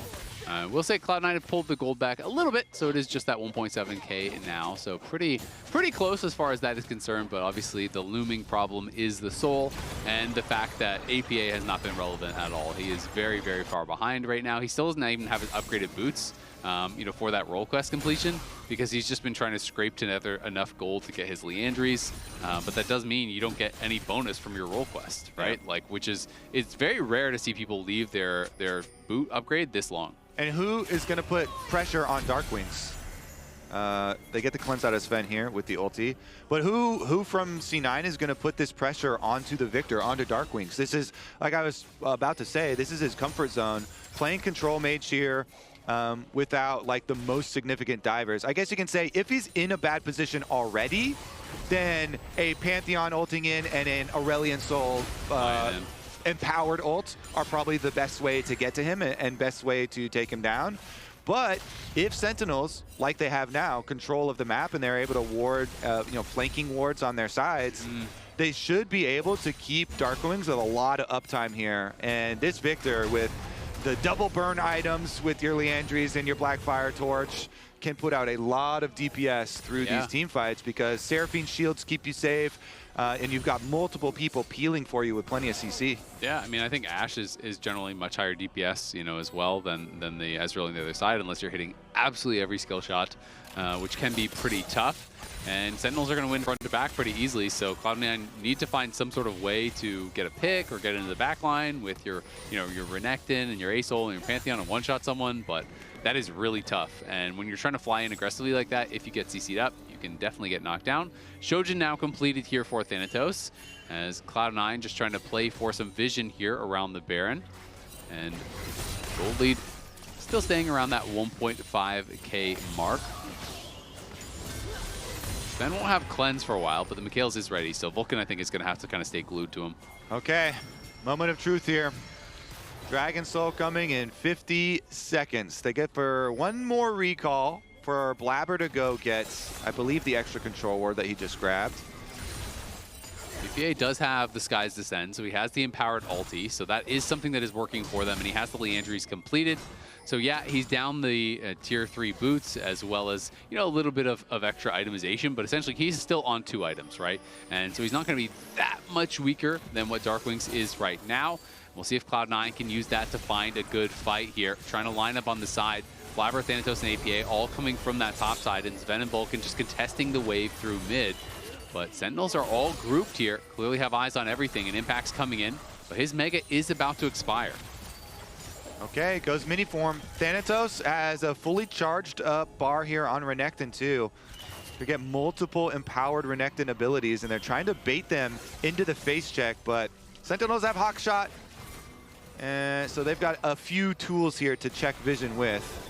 Yeah. Impact, I think Impact needs access to the mid wave himself to start charging up his Narbar, but they just push the mid wave. So Sentinels, Yeah, I mean, Sentinels, they're winning two things. They push the mid wave, so C9 are dropping a wave right now to do this, and Sentinels are going to start burning through this Dragon. I mean, the Dragon's gone. C9 have already kind of failed this, I feel like. Now they're going to try to start up the Baron, realizing that surely the Dragon is being taken on the other side. Hanbok is in the area. We'll see if they can get the Baron to at least get something out of it, because they are eventually going to lose Soul unless Impact pulls off. Baron now down to about half HP. Remember, APA has the Skies Descent, has that ready. Hanbok, though, just pushing forward here and threatening them, and C9 starting to pull back, but here comes Blabber now with that Skies Descent getting dropped at the same time. Blabber is into the backline with the Grand Starfall. Pops the Aegis Assault, flashes forward there onto Rahel. Rahel is low, but Thanatos on the other side trying to fight Darkwings. Darkwings gonna have to flash out. Thanatos slices in and is trying to finish him off, but can't quite do it. The Soul is secured. Rahel is pushing forward, and Cloud9 are crumbling. APA will fall. Thanatos trying to run. He's gonna die as well. Sentinels lose no one. Grab the Soul. They're going to get the Baron, and that is pretty much all she wrote for game 2. In that fight, Impact was only fighting the Dragon. Impact was not there. So that was 5 on 4, or I guess you could say like 6 on 5 if you count the Dragon on C9 side, because the Dragon was like messing him up. The Dragon was getting Impact so low that he was not going to be able to join this fight, but it doesn't matter because Sentinels kite back. Again, Seraphine ultimate from Huhi was huge right on the engage. Nails 2 of them. He got APA. It bounced back on him. They got Blabber as well with it. And Rahel was able to kite back. Even with the flash from Blabber, they didn't have follow-up damage to take him down. So just look how Sentinels do. They pull back really nicely and kind of kite disengage. Yeah, I mean, it was really well done. They had the empowered Ace ulti. The stun didn't actually connect on anyone, though. It was just kind of the echo damage coming through. Exactly. Rahel lived for so long, and then this ult from Hanbok as well, I missed on the side. As they were trying to pile in onto Rahel, Hanbok got a 2-man impale. Yeah, it was just beautiful stuff. He caught Blabber right out of the Pantheon ult. Yeah. Darkwings also kited it, like we were saying. They weren't able to take down Darkwings because they were split. It was just like Renekton on Darkwings, and so he flashes over the wall. So Darkwings kites. And again, let's update that damage meter. Impact was doing damage to the Dragon. The Dragon almost killed him, though. He was really low. He like that was an intense battle. He used his full Mega on that Dragon and turned back into a mini. I will say the update on the new season, I do like that you really need your junglers to take objectives because it's way harder for other people who don't have a pet and are not junglers to do damage to those epics. All right, we're TPing. They know it's going to be spotted. Never mind. Keep going. So it does look kind of funny because it's not as easy as it used to be for non-junglers to take objectives for sure by themselves. And in the end, though, Sentinels, they got everything they wanted. Literally everything on the map. Get the Soul, get the Baron. You gotta say, it does get a little bit worrying from the C9 side. This mid lane ban strategy actually works super well. If you're gonna go A-Soul into the Victor, this looks horrible the whole game through.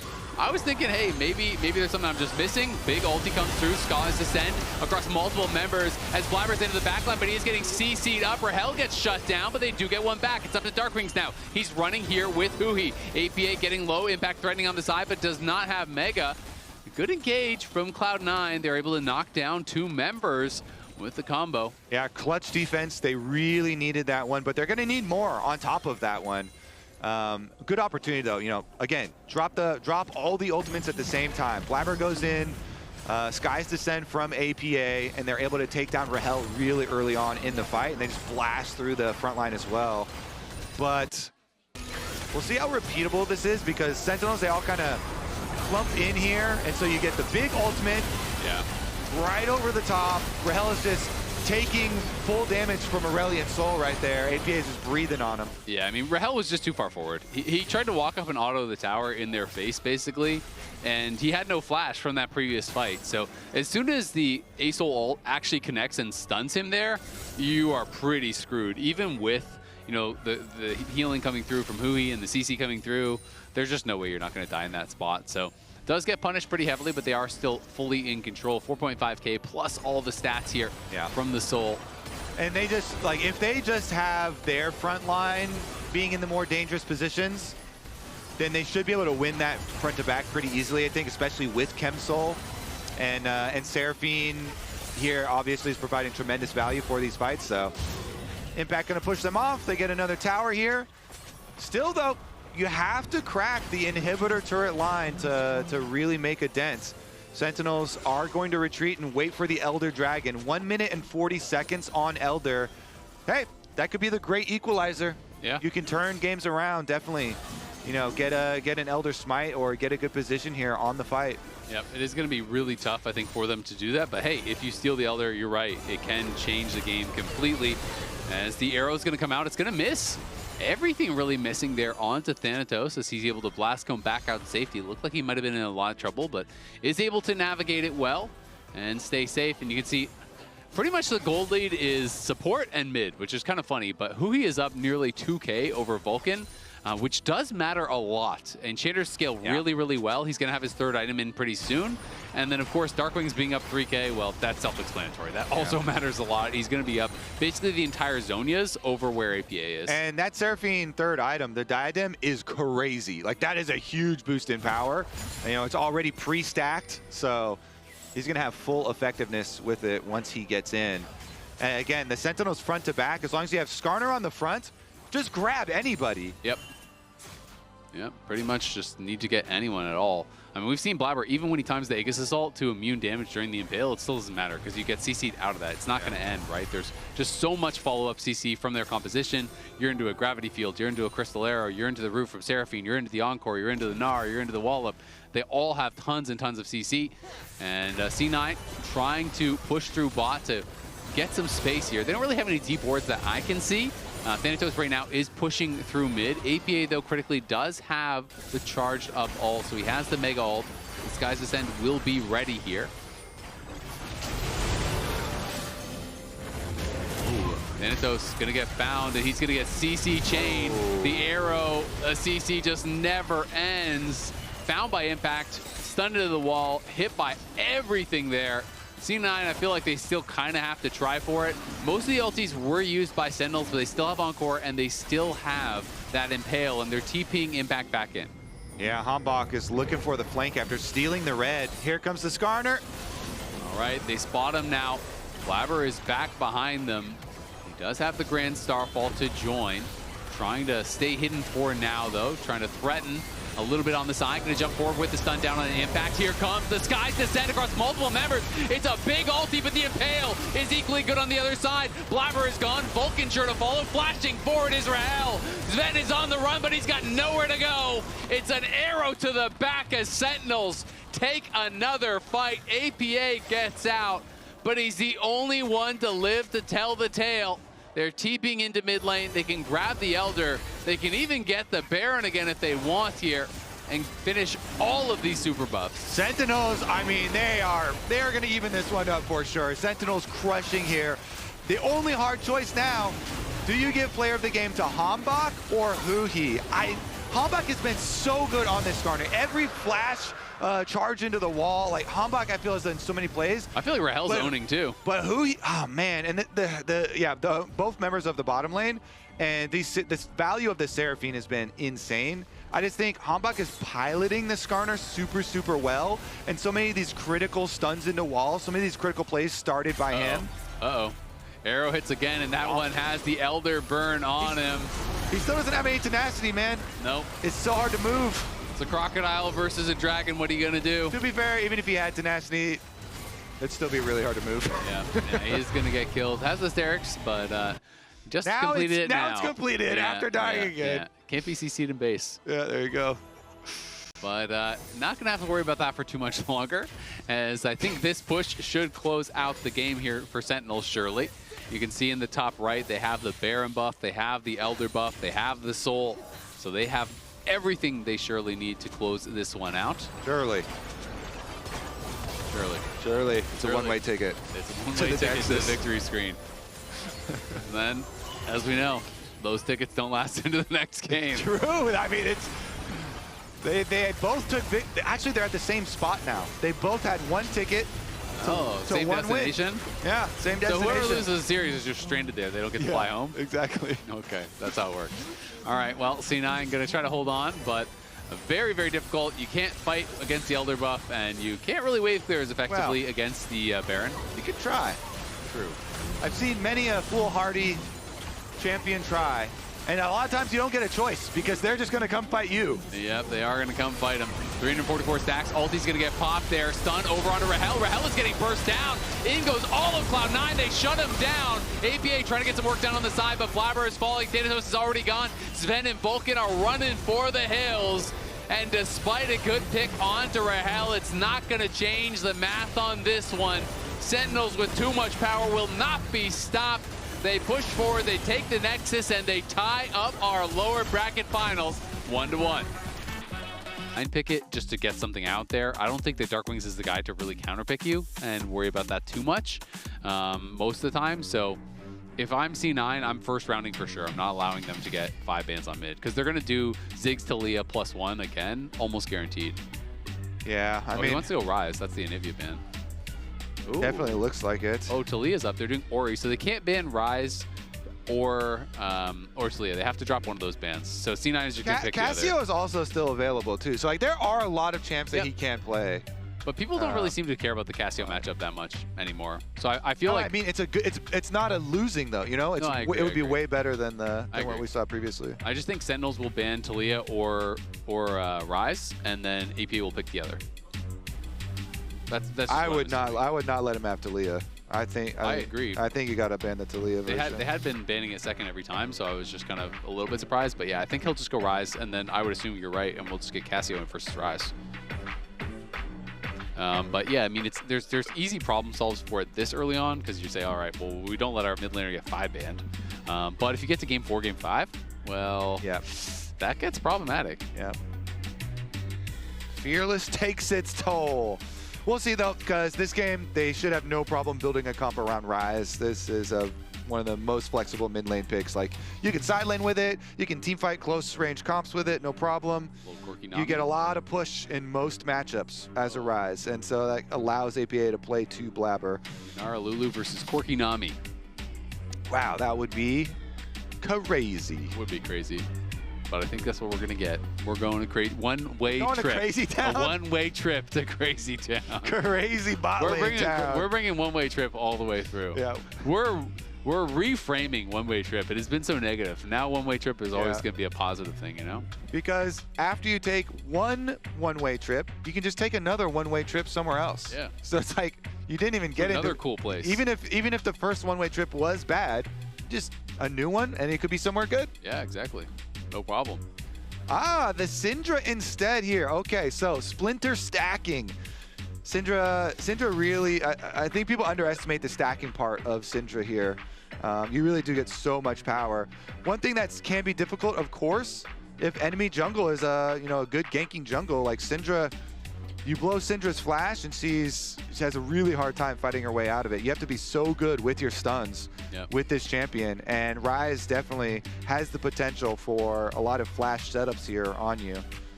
That is absolutely true. Like Syndra is I love the champion because it has a lot of offensive power.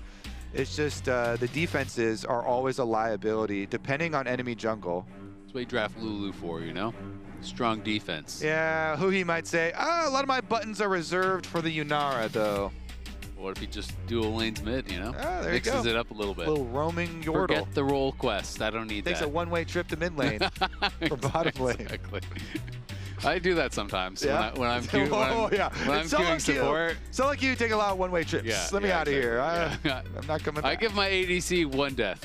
And one, that's it. Well, and then I'll judge after that, right? If they're super trolling on the first death, I'm like, maybe I'll start roaming. Yeah, okay. And then so you judge after the first death and even before the first death. Yeah, I'm always judging. Okay, you're very but judgy. not myself. Because my level of play is beyond judgment. And you can't change yourself. You're in the game no matter what. Exactly. Right? Yeah. Like, I'm stuck playing with me. I gotta play with me every game. That's the worst part. You can't do anything about that. All right, Trundle going to get banned out, so Impact might be looking towards a tank. We haven't seen any tanks coming through just yet, but obviously, Sion, Ornn, all those are up and available. And I feel like we got to get one because both Enchanter supports here, right? So we're going to get some tank jungles maybe, some tank top lane options. Definitely up there. Mundo getting banned because if you're going to ban Trundle and you don't want to play Mundo, well, you got to ban away Mundo pretty much because that is kind of one of the strongest answers. So I feel like they're just trying to set up for a Scion or for an Ornn, and we'll see where they want to go. Or if they're just going to blind pick jungle here, I think that's also totally fine. And then you can just last pick your tank top. Yeah, Wukong looks pretty good here for the team fight.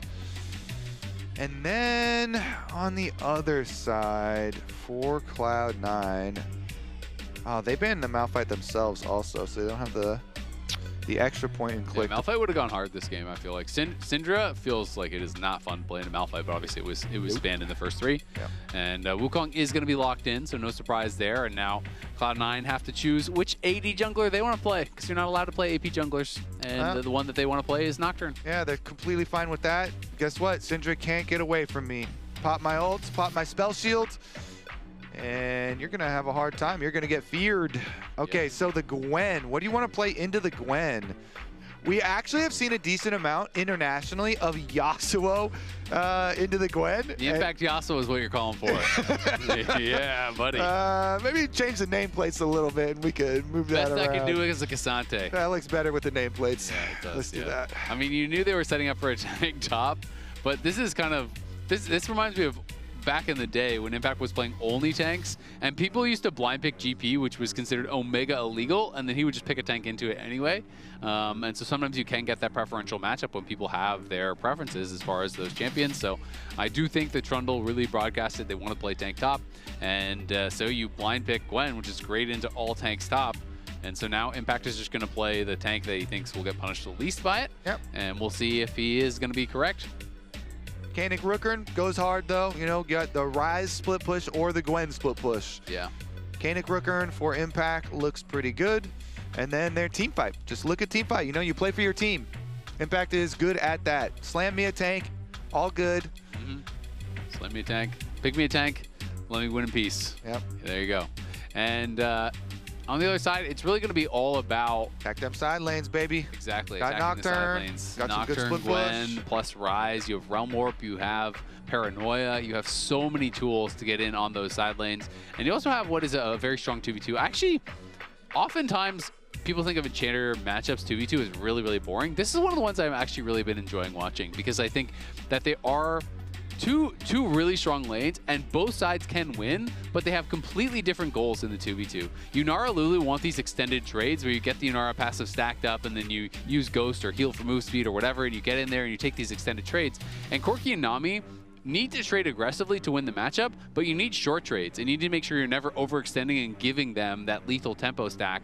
So I think it's actually quite a fun 2v2 to watch. Yeah, you want a short trade and then back off and use your sustain, and then a short trade and then back off and then use your sustain, and then yeah, keep repeating a kind of cycle here.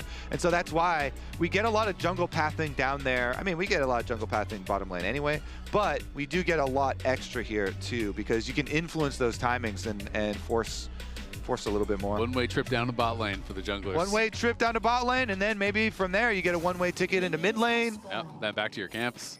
There you go. Gank that Syndra, get that Syndra flash down. Never doubted Sentinels. Hambach for MVP. Hambach was really good. That was my vote. I like, who was that chatter? Did you catch that name? Kobe 22. I'm like, who is that? That guy is a really smart guy. What a handsome chatter there. Really smart. Yeah, I thought he had a lot of good engages with the Skarner. And on Wukong, he's got an important job in this comp. His job is very important here for Hambach once again. So we'll keep track of him. You know, farm up to your level 6, of course. But get in there with the Wukong, flash and ultimate. Huge, huge possibilities, because you can do the Wukong, you know, flash in for ultimate and Lulu ultimate, then on the Wukong, and then ultimate again with the Wukong. And so you just get knock up, knock up, knock up, chaining here. And sometimes you just get multiple people caught in that too. Yeah, and especially if you can interrupt Valkyrie. I always think that is so big when you're playing against Corki. Yeah. It is very interruptible, and you have a lot of different tools to do that. The Cyclone, you know, sometimes you're just even having people go aggressive with the Wild Growth. You get in the middle of the team, you get knockout from that, you get Scatter. There's all these tools to actually stop it. So let me see some Diablo cosplay here with the Yunara jumping in, melee range of both of them, get the Lulu knock up. Yep. And Diablo goes hard. Yep. It's going to be fun actually to see BFX at first hand. Excited for that. That'll be pretty cool. But early trades definitely going pretty nicely there for Rahel and Huhi. It is going to be the sustained advantage, of course, with the Nami, but they have used all their potions on the Cloud9 side, and they are down a barrier, but they kept their heal. So kind of even trade as far as the summoners are concerned. Ooh, Thanatos trying to get past the wave here, and he does. Thanatos going to get into the dirty farming between towers. It's always so nice. You get so much extra time to move with, and it knows that it's a top-down clear from Wukong, so Thanatos going to get in here once again. He did it previously on their Necton, and you leave behind the extra vision, helps out your jungler on the repeat clear, sees the Krugs timer. I always love when top laners are able to do this for their junglers. Yeah, I mean, it's really, really smart, and if you have that vision to know, then there's not really much the top laner can do about it, right? Like, Impact can't do anything about that. Yeah. Because if you just chase after him, then you're losing all the minions at your tower. And your quest progress even, too. If you get too far back, you start losing quest progress. So it is really, really rough, and it means that Impact then has to stay in lane to be able to actually reset the wave, because the wave can sometimes then get really messed up. So he is stuck there, and Thanatos just walked back. Not a crazy buy, but does have the Amp Dome, so has the additional 400 gold of stats. And Impact is going to be trapped in lane for a while. Yeah. It's not a crazy buy, but it's an extra, like, free one, you know? Heal going to be used now as they're going pretty aggressive. Polymorph will come out there onto Sven. The bubble will not connect onto Rahel, but Rahel is very low. Still holding onto the barrier, but he needs to get out of this lane quick. Sven is going to push forward aggressively here onto Huhi. Huhi does have his flash, but obviously no barrier. And Sven takes a lot of damage there from the Glitter Lance, as well as a few shots from Rahel. And now Sven is low, and Vulcan has no mana, so not much more that they can do there. So you've been working on your play-by-play and the names of all the abilities. Yep. What is the unempowered Yunara when she sends out her spinny beads like that? No idea. Because Atlas calls it the circle. The circle. I'm not part of that squad. Yeah. No, I don't really like the circles. I don't know what the real name is. No, I know Arc of Ruin, because that's generally the cool one. Sick. That is, cool. Yeah. So I'm not trying to learn every single ability name. It's like the ones I would actually use. So so if it's not a cool name, or it's one that would be hard, like not used often, I'm not going to bother learning it. So generally, I need to know all the ultimate ability names. And it's not a need to know basis. Exactly, need to know basis. And that one? One-way trip to efficiency. Well, we're getting old. We can't be trying to remember everything. There's limited space up here, you know? Yeah. You can't keep upgrading. Like I got to delete like some really good memories in order to remember that one. Yeah. So Hell no. When I get a new phone, I just get more memory than last time every time, so I don't have to delete old pictures. With my brain. Your cranium there is... If anything, it's getting downgraded over time. Yeah. So it's decaying. It's decaying. Decaying matter up there. Yeah, it's just barely hanging on. You can't be expecting me to remember the less cool W for Yunara. I already know Arc of Ruin. Yeah. Don't put that in there. I probably just lost something else critical just by thinking about it. No, I'm sorry. They're dropping out in the back over here. I can see there's a hole in the back. Yeah. Just forgot my social security number. Quick, tell me your credit card number so I'll say I got you. Chat has you. All right, 111-222. Okay. And the little like code thing on the back, we'll keep it safe for you. Me and chat, we got you. Thanks, I appreciate that. Yeah. Unrelated note, I've been looking to go on a shopping spree. Maybe I'll buy a bunch of RAM with definitely not your credit card number. Yeah. It's like my own for sure. You think I can afford RAM, buddy? In this economy, RAM? Buy yourself a car or something more affordable. Yeah, exactly. Like a free dragon, maybe, for Sentinels. Well, no, it's not free. Payment is your chickens. It's your time. Yeah. And your chickens. And your chickens. So that's going to be a level 6 for Blabber off the chickens. And he wants to blow Syndra's flash. He would love that.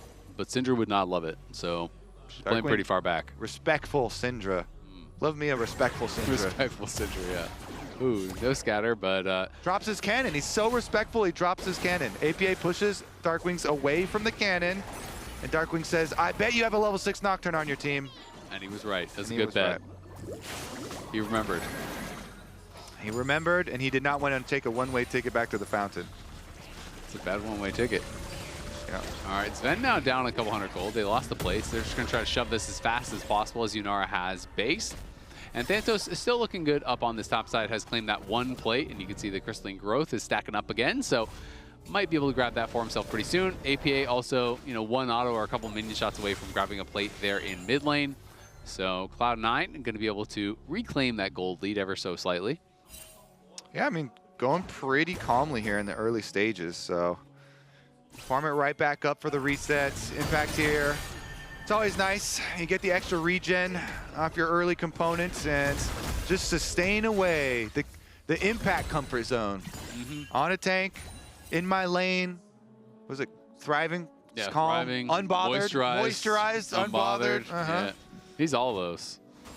See, that one was really close to falling out. Yeah. It's like the next thing that I'm going to forget. Yeah, exactly. It's like on deck, but I kind of remembered it. It's just teetering. Yeah, it's just teetering. But now that you've said it, it's like been moved up a bit. Yeah. So something else got pushed. You're right. You can't remember what you just forgot. We just refreshed the in my lane moisturized, yeah, exactly. unbothered me. That one's locked in for at least another couple days. Oh yeah. Yeah. Worth. Mid lane hover for Dark Wings. But APA, again, pushing him right back off. This cannon, he wants to deny another cannon. Can he do it? Nah, the minion's not going to aggro back on it. Darkwings gets this cannon. Yeah, big dub. Yep. And Darkwings is spacing APA pretty well, but APA is doing a good job, just has the early Merc Dreads and has the tier and is just kind of running at him and forcing him to spend spells on him instead of the wave. So making him miss CS here or there, and as a result is up about 200 gold. Hambach in the area. You can see Blabber was over by that scuttle and is going to be able to claim that for himself. We heard the smite effect, so now on the grubs already has the scuttle, and Blabber just power farming away, but hasn't been able to find an ult, and it always feels really nice on Nocturne when you can get that first ult off very, very quickly, especially if it's a successful one, and then just go right back into farming immediately after. I'm going to give you some unwanted information. It's the Arc of Judgment. Arc of Judgment. And the Arc of Ruin. Yeah. I knew the Arc of Ruin. Well, now that one was wanted. Now you've got the unwanted knowledge. Now I have a double of Arc of Ruin. And it's a very judgy knowledge. It's the Arc of Judgment. Arc of Judgment. Now you can remember that forever, buddy. I got you with a full story background. Gonna hit you with the Arc of Judgment if you ever forget the Yunara W. True, you're gonna be really judged. The spinny circle thing, it's so funny too, because at first, when Yunara first came out, everyone was trying to just run away from it, but then you get stuck in it for longer. You're just taking more damage. It looks so unthreatening, the animation, but it actually hurts a lot. This slow is really annoying. Yeah. It is. But if you just run towards it, you have no fear. You kind of like just walk the other way. Sometimes you're walking into Yunara and it's not a good choice, but I have fear of Yunara. That's what I was going to say. That's the problem. Because she's judging you. That's what it is. Exactly. She's the one that's judging, which is kind of messed up with Yunara. She's also the one that ruins you if you hit the empowered one. First judgment, then ruin. Yeah. Yeah. Step-by-step process here with this champ. Got to scale a little bit. Yeah, exactly. Oh, wow. It's pretty early hex play here for Blabber. Nocturne, still no Nocturne ult, though. So up to level 9, up to the hex plate. He's cruising on farm. He is cruising. Well, you got to use it. You can't just farm and then not use it. Potential cooldown reduction. True. Hasn't reduced any cooldowns yet. Not yet, exactly. And Kobe's going to cast the Arc of Judgment onto Blabber if he doesn't use this Nocturne ulti pretty soon. Yeah, the Arc is right now. I'm drawing the Arc. The Judgment is getting... It's not peaking judged yet, but it's coming... But he's being judged. Yeah. And Hambach going to get spotted here by Blabber. Thanatos back on his proxying ways. Impact, you got to get back to the tower there, buddy. You're going to lose minions. Impact says, screw it. I don't need minions. It's on the tower. Oh, he wanted a... Maybe... Nah. The angle. He's getting back in time for the cannon. See, he didn't lose any. Ah, nice. Melee and cannon in a queue. Oh, that melee! That's why he's the GOAT. I apologize. He got the important one, though. He did get the cannon. And they're going to be able to grab the second dragon of the game. C9 has been very willing to give over dragons, it feels like, this series. Feels like, because everybody noticed that about Lion and Inspired's teams. Okay, top side, we're going to get something for sure, right? Yeah, they're looking for it. They have the needlework on them. There's 4 members here top. And there is no Pathmaker available for Impact. So will they be able to find the kill? Paranoia going to get cast, but nicely done there by Impact. Goes all out. gets the reset on the Pathmaker, is able to dodge that one no problem, and now Sven falcing in. Hombach is going to show up, though. I don't think Hombach can really look for this fight, as APA is going to be TPing down to bot lane, or excuse me, no, that's Thanatos TPing down to bot lane now to answer the push. Yeah, I mean, the swap over here does get advantage for C9. They deny a bunch of waves, or a bunch of minions on top side, and then Gwen easily able to catch most of it on bottom side. So C9 are up good in this game. Out of 10, what does the Nocturne ult get? 1.2.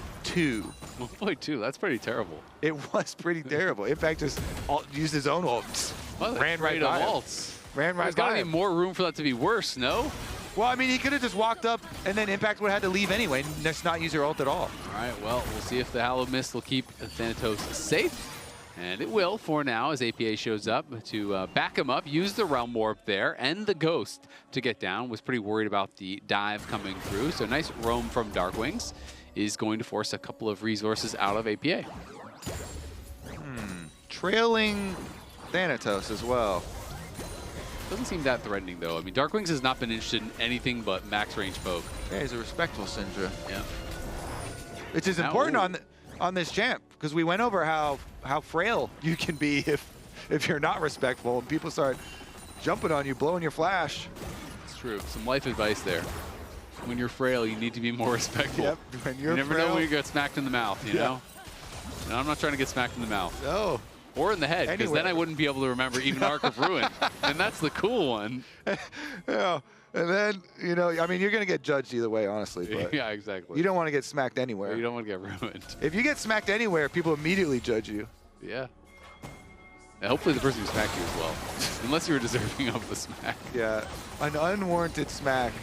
Yeah, they're the ones who deserve judgment. Is Hombach going to look for an engage here? Transcendental himself comes out. Nice wild growth offensively. The Nami wave thrown out there as well. Hombach flashes back in onto Sven. And Sven is getting ruined now, but it's first blood over to the Nami. Rahel flashes to follow. The Arc of Ruin comes out and gets him a double. Sentinels win out on the skirmish. Yeah, the longer trade here, like the Lulu can just keep Yunara buffed up. And even though the bubble hits for the kill onto Hombach, the Yunara with the long extended skirmish here gets way more value, getting the double buffs too. Top side though, Thanatos. Yeah, Thanatos in some trouble. Who he is here, and Impact has gone all out. The needlework trying to get something done. He's not going to be able to finish him off just yet. Impact flashes to the side. Vulcan flashes in just to try to heal him over the wall. I'm not sure if that was even needed, but he will survive. And it is a trade of flashes at the end of the day, but Cloud9 used 2 for just the 1 off of Impact. Has to be said, though, Thanatos did knock down that tower topside, so did get the first tower gold, and that's why they are up so much despite this mid lane fight. Okay, so looking in, Hombach here goes for the ultimate, tries to peel first, so Fear goes off and Nami Wave also goes off. Then he flash re-engages and they want to focus fire Sven. Dash forward from Rahel, matches flash. Look how quick his flash was. He was expecting it. He knows, yeah, Sven has flash. I'm immediately going to follow. He's not getting away. And then since Nocturne was still in there, they get the bonus with the double buffs. Yep. Blabber tried to go back in as soon as Rahel flashed in. He said, all right, I'm going to turn on him, try to keep my AD carry alive. Unfortunately for him, he just died as well. And now Sentinels looking for APA will Rem Warp out to safety. That tower was very low. Darkwings is going to die. Darkwings is actually going to die. Oh, no. I'm casting Arc of Judgment. Darkwings. He forgot that he was frail. There's the XD. Yeah. Caught him slipping. It only takes one time. God, he had been so respectful this whole game. Yep, slipped up. He didn't respect the tower. He did respect the APA, yeah, but he did not respect the tower. And the tower smacked him upside the head. Smacked him up. Yep. And then he got XD'd in chat too. That's even the worse. Judgment. Oh my God, it's the double. He got ruined and then judged. Oh, the inverse. The ulti expired. Jesus. That's tough. All right. Jungle standoff over the control ward. Oh, we got a teleport to try and mix it up. Not going to be able to find too much, I don't think. Pathmaker going to be blocked there by Blabber with the spell shield. Impact will just walk this one out, but they are first to the dragon. Blabber is missing about 40% of his HP, and remember, Sentinels got the first two dragons here. You can mess around a lot with that. The teleport shield is so big, you can like do some funky trades early. In fact, is using his as they get down the dragon. Yeah, it lasts 30 seconds as well, so it lasts a very long time. Thanatos now in the pit. Blabber taking some damage as in comes the Nami wave as well as the Paranoia. Some low health bars there. Darkwing's trying to kite back. APA pushing forward onto Rahel. But Hanbok secures the dragon. He gets taken down on the side. Thanatos trying to push in onto Impact, who is incredibly low. Pathmaker going to be used aggressively. Sven will knock him down. Sentinels do get the dragon, but lose 2 kills. How much gold can Cloud9 pick up after this? Well, hunting. He's going to flash in. Here comes the Fear Tether. He's looking for Rahel, but Rahel still had his ulti, and he's just going to be able to dash back to safety. In comes the delete button from Darkwings. Blabber survives just barely, but Vulcan does die. So Sentinels get 1 back. So more judgment, but mid lane is free farm for Sven. So Sven was uncontested here, does get extra money for C9 out of mid lane. But yeah, the wrap around, they were doing 3 things at once. That was just too much greed. Too much greed, a deadly sin, and it does cost Vulcan to go down. Blabber to also use his flash to get out of there. Too many things. Too many things. Yep. You can have 2. Yeah, you can have 2. 3 was just too many. You can eat and drink, but you can't talk at the same time. That's just weird. So they took a lot of damage at the beginning. Darkwings was on the front line, so the Syndra got chunked out early, and that caused them to use Lulu ult. So, you know, Hanbok does successfully get them to Dragon Soul point. The 3rd dragon could be big, but here's where they get greedy. Sven goes mid, Blabber flashes in to go for more of these kills, while the rest of the team's still doing the tower, though. But the tower's still there. Darkwings hits his stun onto the Nami. We actually got an offensive Huhi flash at the end, too, so that's another cooldown to keep in mind as far as the payment, but still a little bit much. Yeah, I'm willing to bet Blabber didn't realize he still had ult, because I think that looks a lot better if he doesn't have ult there, right? Because you just RE and you dash away. Yeah. So maybe just didn't actually track that in the fight, just assumed, hey, we just had a team fight. Hanbok gonna look for the engage, so does find Sven. Nice Nami wave to disengage. Hanbok taking some big damage as he retreats back. Blabber on the side does have the Paranoia, but elects not to use it. They are instead moving up towards topside, where Darkwings is trying to defend this turret and could be quite vulnerable. Huhi knows it, so Huhi is running up there on the minimap, going to try to get in time. Realm Warp coming through, but Darkwings is getting focused down, has no flash and no chance. Huhi read the play, but just couldn't get there in time. Yep. With no peel, Syndra too frail. Picked off side lane, no flash from the previous plays. Ben in his lane, farming unbothered and moisturized by the Nami. Memory, check. Check. Nailed it. Also, I really like that Nami literally moisturizing him. It's like, it's fell into place, dude. Everything. It's not water. It's everything. It's like lotion. The splashes are just water, lotion. Yeah, it's moisture. Water's moisture. You're not with me on that? Yeah, I'm with you. Okay, I'm with you. Nice. You know what? I thought about it. Okay. I was considering casting Arc of Judgment. No, you casted it. Oh, you were in the process of judging. But I didn't express it, you know? Yeah, okay. I pondered it. You judged that you would be on my side, yeah, and I appreciate exactly, that. yeah. I appreciate that. I'm with you. I'm with you. You know, we gotta stick together in these tough moments, just like our NA teams. Yeah, we do. They're sticking together. They're sticking together as well. I mean, it's gold versus dragons. Right now, I would rather have the gold, but after the next dragon fight, I might change my mind. You might change your mind. I might change my mind. You reserve your Arc of Judgment for after the next dragon fight. If C9 got the last dragon, I would be thinking they had this one wrapped up, but there's still a chance for Sentinels for sure. The fights are going to be tough, though, and Hanbok might find Sven face checking. Here comes the Paranoia. He's going to be interrupted on the Valkyrie. Flash to follow there is not enough damage, but in comes Impact from behind. Sven could get picked off on the side. Rahel going to be feared away. APA flashes in with the Rune Prison, and he's going to knock down Rahel. Thanatos kills off Huhi, and now Darkwings is getting wrapped around on here. Could be caught out. Looks like he will survive, but C9 win out in the fight. They do get the sums off Sven, so that's something. But Hanbok just didn't have the damage to finish him. That's using your head, Sven. Right into the front. Really good engage. They baited it out. They get the Baron. Yep, they're going to get the Baron, and now 7K is the lead before the Baron falls. Of course, Baron not worth that much gold anymore on the initial kill. But it's still, you know, that 800 gold or whatever that you do get for it. I imagine if we go over that play, we'll be looking at the Nami moisture peel, because that was big. He was very, very Big counter moisturized. Yeah, huge. Big counter. Huge. Barrier. Problem is he's kind of moisturizing the other team too, by that logic. True. Yeah. But they're bothered. Okay, they are bothered. Oh, Thanatos flank over the Raptor pit. Yep, in comes the Pathmaker as well as the All-Out, but the Hallow miss protecting Thanatos, pushing forward, and on the side, Hambach is incredibly low, was hit by the Rune Prince, and APA chasing after. The Paranoia comes through from Blabber, knocks down the enemy jungler, and now there is no shot at grabbing Soul here.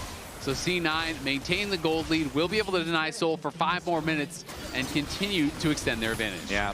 Getting the extra gold in all these fights in the early game, stacking it up, and then this time around at the critical moment, they make good. Get the Baron, get the Dragon afterwards, a couple of good picks for them. Thanatos, I mean, even a Gwen flank right back over to the side of the Dragon, or excuse me, the Raptor pit there.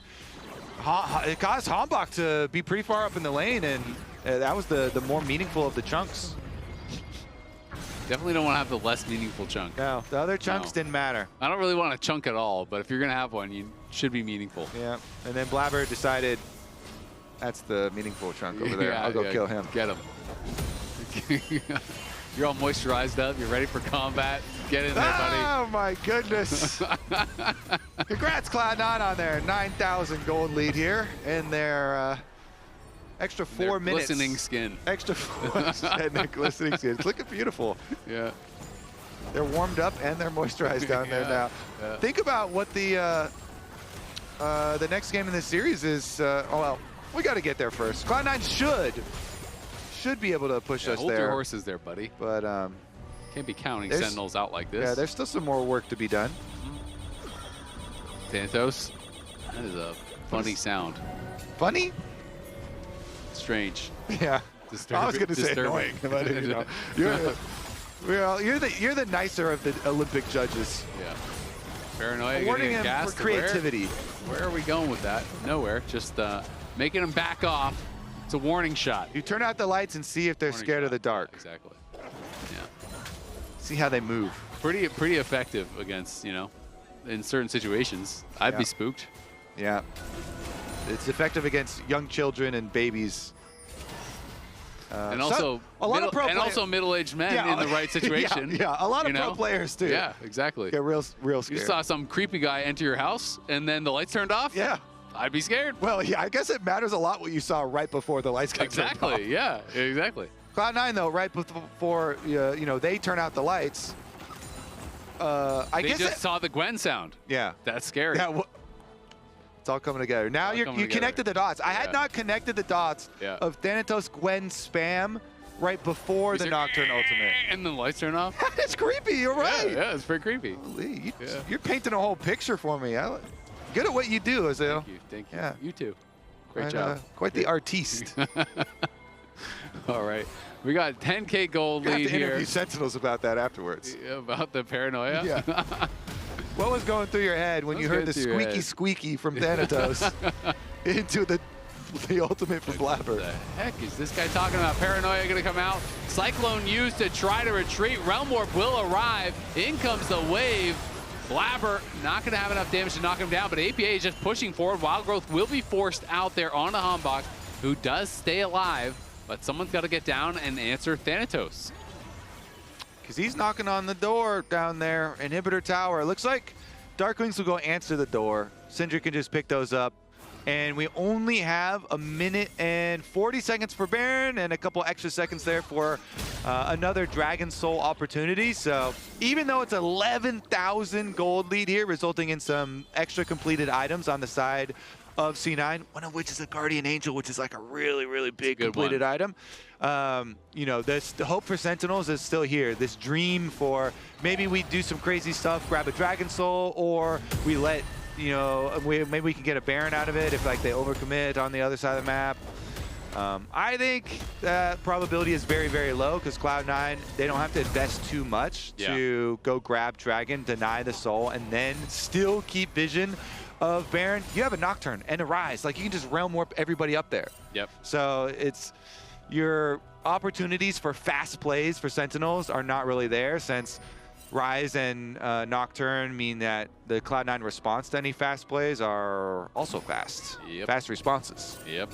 And I mean, it's tough. Maybe Humbach can get in and give his life to try to steal Soul, but then it could be tough to even hold the base because they'll go straight to Baron, and you are still going to be down a tremendous amount of combat stats, as Humbach will be forced back over the wall. Does claim the Wolf, though, as the Wolf took a one-way trip with him on the Blast Cone. And we'll see what Sentinels can do here. Thanatos now going to find Impact, who will just be forced to TP away. So ulti traded out there, but Impact now without that teleport available.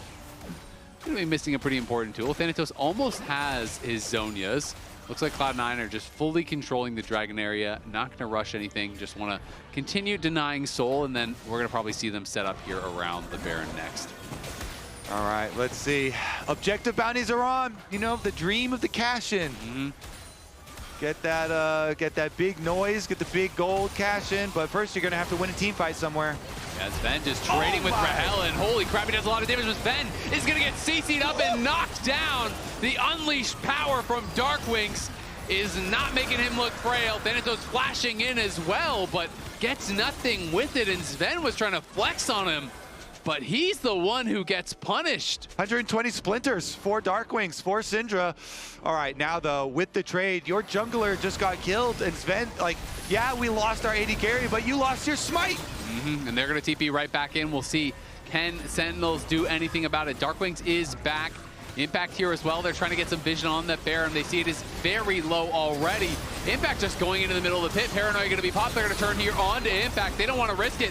Blabber gets pulled back with the all-out, so hit by the scatter into the GA. Now Rahel is almost back with the team. The Baron's still at 2K. Impact going forward here. It still has not reset. Blabber might get knocked out. Blabber is dead. It's anyone's game now. Rahel is trying to go for the Baron, but he kills himself to do it.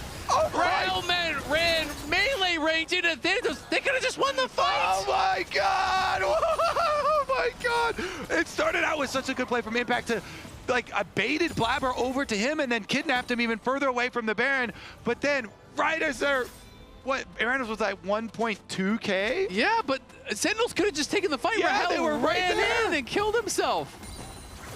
I mean, moments like that always get, your comms get so hyped, Crazy, right? yeah. And everyone's kind of, I mean, I get it. You have to focus. Those are the most critical moments. Yeah, you're seeing, your eyes are getting big. You're like, I'm going to steal the Baron. I'm going to win it for my team.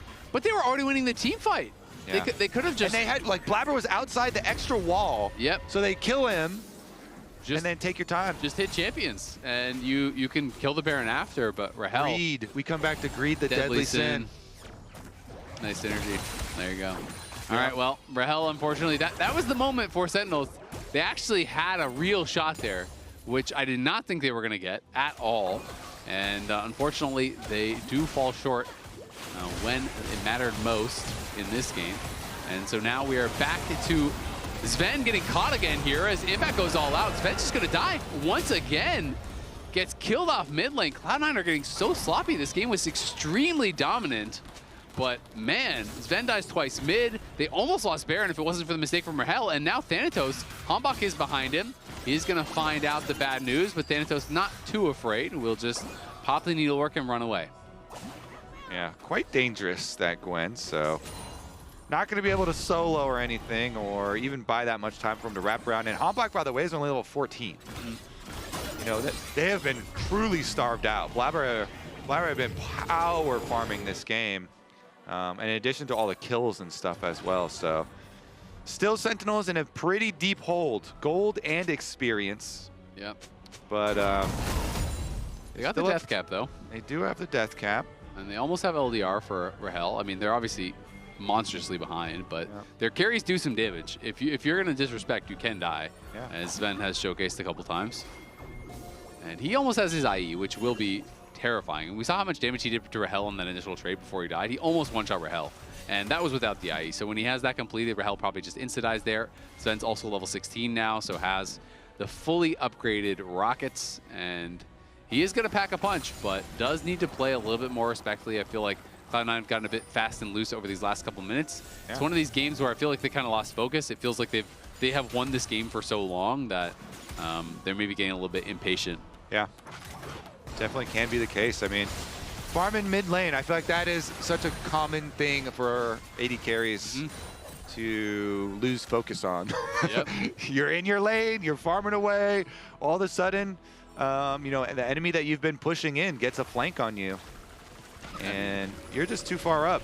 Sometimes you should be bothered while you're farming in your lane. You need to stay bothered. Gotta stay bothered. You can stay moisturized, but you shouldn't be unbothered at all times, as he's going to Valk away after stealing a plate there. Cloud9 pushing all 3 lanes. APA down bot. Thanatos shoving up the top wave. And Blabber kind of just waiting on his GA to come back, as he has that, obviously, but it is not up and ready just yet. Deathcap going to be done here very soon for APA. He's been on these 2 rods for quite a while, and that is going to be a huge spike, because he already had that actualizer, which is going to be incredible amounts of damage. Once you have the actualizer death cap, if you find a carry, one combo can pretty much kill him off. Yeah. Meanwhile, you already mentioned the death cap on the other side for Darkwings, and when your Syndra is like fully stacked too, you really got to respect that execute. Lots of big items though. Rahel just finished his LDR, so he's on 4 full items now. I mean, Impact is so far behind, it feels like, itemization-wise. Maybe he has some gold in pocket, but you can see Thanatos respecting the move towards topside. Sentinels were trying to make a play up towards Thanatos.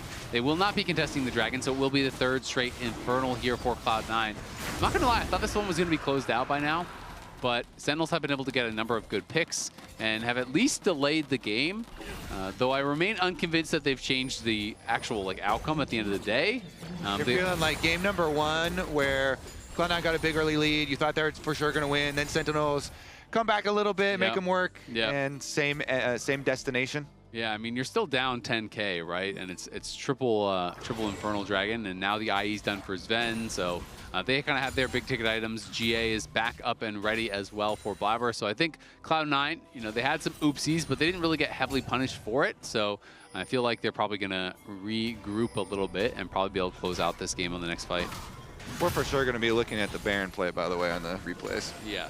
I mean, I really feel like that was the moment. If Sentinels play that differently, like if Rahel doesn't just dive in, if you can kill Cloud9 and take the Baron, maybe you have a real chance in the game. Yeah, that was some crazy stuff right there. Because there are so many bounties to get as well. Like it's like 1,000 gold for killing Thanatos, 1,000 gold for killing APA. Why also was even the call to turn off Baron in the first place when Cloud9 had it? I want to see like the HP when they turned onto full tank Cassante walking in. Yeah, finish that sucker. Yeah, they don't have a jungler. Yeah, the only thing I was thinking, and I don't actually remember live, was when he ulted Cassante, I was like, does he not have smite? Oh. That was, I don't know if he didn't, but that was the only thing that popped in my mind. Is we've all been there where your team is pinging Baron, you start at the Baron, you're like, I don't have a smite, brothers. We got to turn. Yeah, and so. Impact did a good job. He got the spell shield off and then ulted him back further. He's got the Zekies, so now Impact maybe going to get picked off here. Looks like he has gone way too far, and this could be the beginning of the end. Trying to look for the angle. Does go all out, but can't find the angle onto Vulcan, even with the Pathmaker. Couldn't get the setup, so now he dies.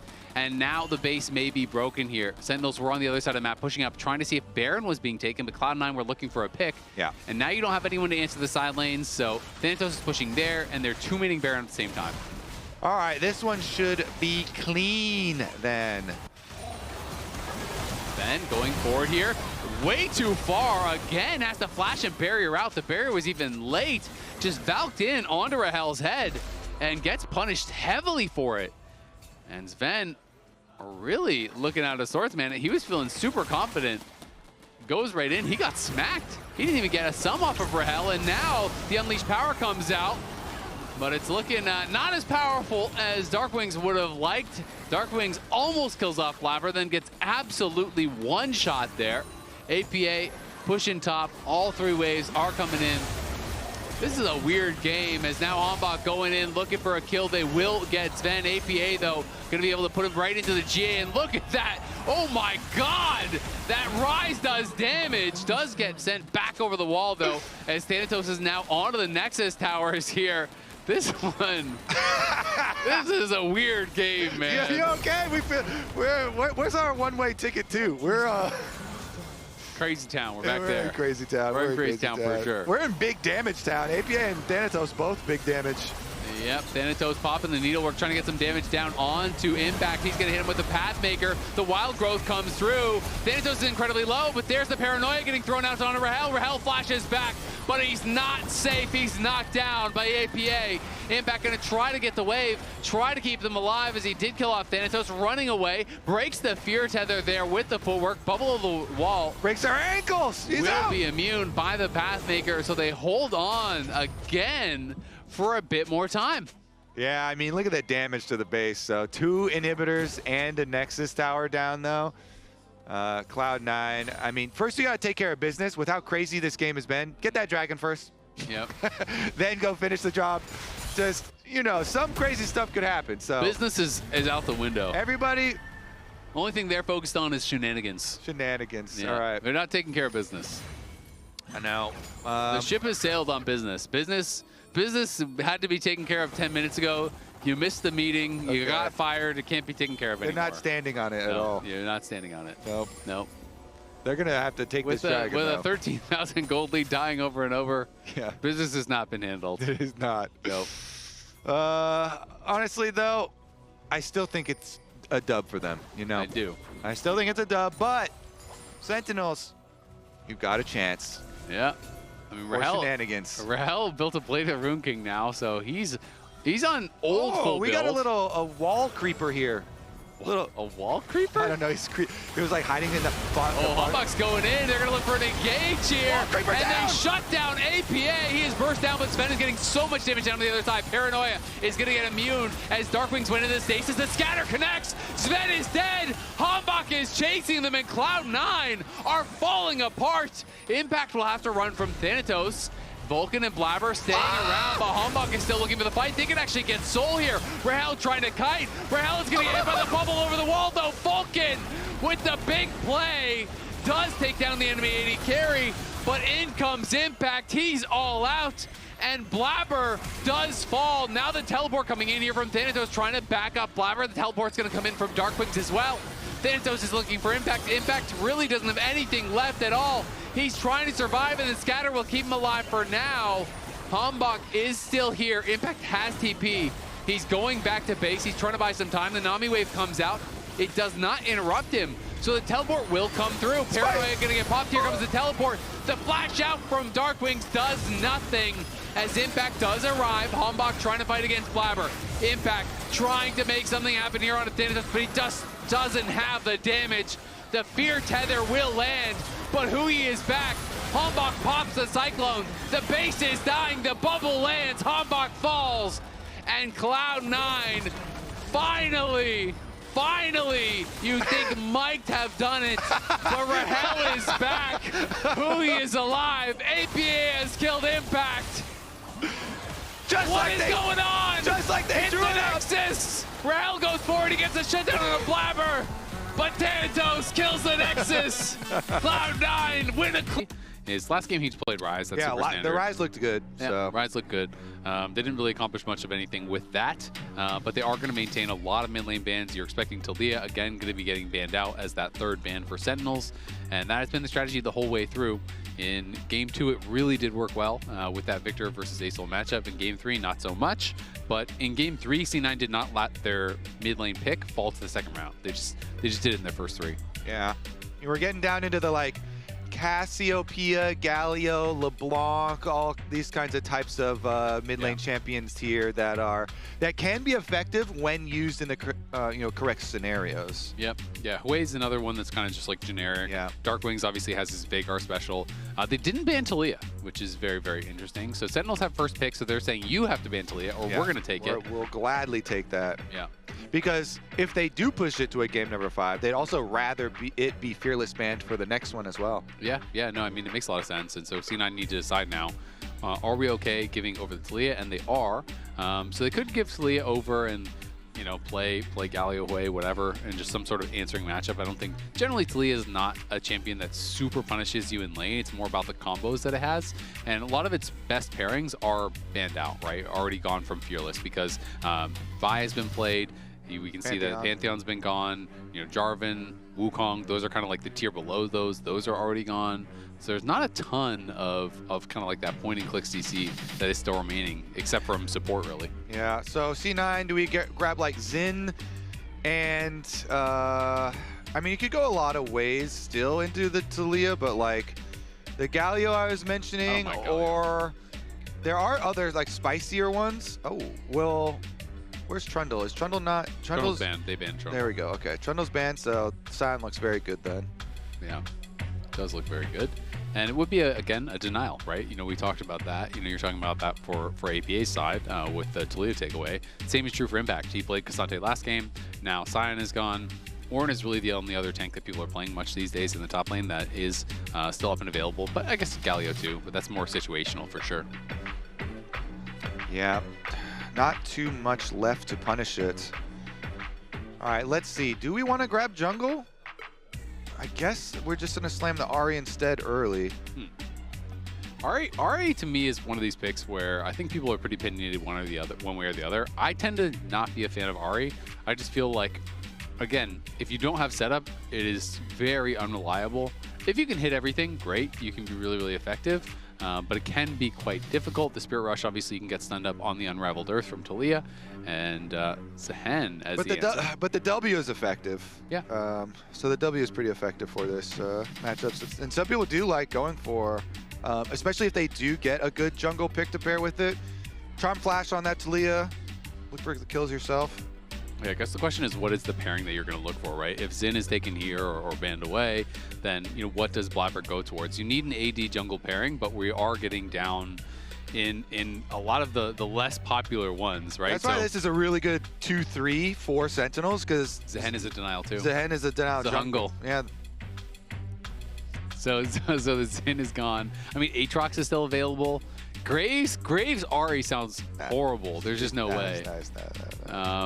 I'm looking through at all the champions that he hasn't played yet. He has, like, of champions that he has... perfect! Oh, okay. This is good into the Xin, and it's AD Assassin. This is actually the perfect answer. Okay. That's cool. Kha'Zix into Xin. Kha'Zix is very good right now because Umbral Glaive is bustado, man. This thing is so strong. The extra damage when you go unseen is just perfect for Kha'Zix. They had to nerf Kha'Zix on this patch as well. So he got some compensation nerfs, but he's still very good. And especially into Xin, like when later you get into the game after Kha'Zix has his ultimate, it's just hard for him to walk anywhere on the map and face check brush anymore because you lose the 1v1. If I was Sentinels, I would be thinking about Renata. I feel like it's so much single target damage from C9 that if C9 aren't going to ban that away, it's like, great, your Kha'Zix jumps in, your Ahri charm flashes, and then bailout. And hostile takeover. Jin stole Jinx's rocket launcher. That's kind of OP. That is crazy OP. If you could combine the Jin and the Jinx for your AD carry, that'd be nuts. So yeah, I don't know if they're going to be thinking about those kind of denial picks or not. I mean, Renata, I always feel like I put a higher prio on Renata in my mind than pros put on it in reality. Some pros really do like to go towards it, but it doesn't seem to be that popular generically. I do just think that it's really strong here. Instead, they're going to target some of the more safe AD carries. Of course, Ezreal is already gone. Now they're going to be banning out the Lucian as well as the Xayah. So they're saying, okay, clearly we're playing dive. We have Kha'Zix Ahri. We need to be able to get onto their AD carries and force them onto something that is relatively low mobility, something that is quite vulnerable. And so the question becomes, you know, does Sentinels have something kind of, you know, in their bag that is a little bit more safe? There are obviously like less popular picks that you can go towards that are a bit more safe. Things like the Tristana sometimes people go towards. It has Buster Shot and whatnot, but I mean, you can always go Jin. Jin is another option that people look at as kind of like a safe option for the Sentinel side when you're playing against some of these assassin type comps, but most of the kind of like prime safe AD carries are already gone. All the ones with a lot of mobility. That's I think that Jin is the only problem with Jin is then you're playing Jin into Sion. Yeah. And that is a problem. That's pretty hard to kill. You do have, like, you know, Zehen and Xin Zhao on your team already, so you've got some good Conquer stacking. Man, I like Renata even more now because Renata then would be a good denial. Yeah. Because Renata Kalista is so powerful, and I do feel like Renata goes so hard against Cloud9's comp. It's basically all single target damage and all short range. They could just go like Rel MF. I mean, if you're going to go MF, you're probably not going Renata. You're probably instead just going some sort of AoE CC. Need some CC, some combo with it. And they do need like main engage anyway. You've got, right now you just have, you prep your Qs on Zehen and on Xin. Yeah. All we're doing is prepping Qs and like flashing or dashing in. So we need some main engage on the side for Sentinels. Yeah. I will say, C9 comp is either going to look really good or really bad, because I think if you get ahead enough, then there's the Renata that is going to be grabbed by C9. But if you get ahead enough, you're going to be one-shotting carries, and it's going to look really, really powerful. But that being said, team fighting as Kha'Zix, Ahri, and Kalista into Unraveled Earth, Crescent Guard, the Nautilus CC, the Grim Deliverance and AoE CC and stuff from this team feels really, really difficult. And even I can see a lot of scenarios later on in the game, if you are not very far ahead, where you one-shot Rahel, but to do it, you're running through Zehen and Talia and Xin Zhao, and you're just dying. So I'm a little bit worried for them. Yeah, I mean, Sentinels have a lot of very powerful tools, I feel like. Unless Cloud9 can use their mobility, like you have so many dashes with Kha'Zix, with Ahri, with Kalista. If you can use your mobility well, like before you get Nautilus ulted and then there's a Talia rock field under you, then it can look good. But I think Sentinels got a lot of very nice tools here. Yeah, I agree. I like Sentinels draft a lot more. So we'll see if it does end up working out for them. Of course, Cloud9 definitely going to have some power themselves. I mean, they should have a really dominating bot lane 2v2, right?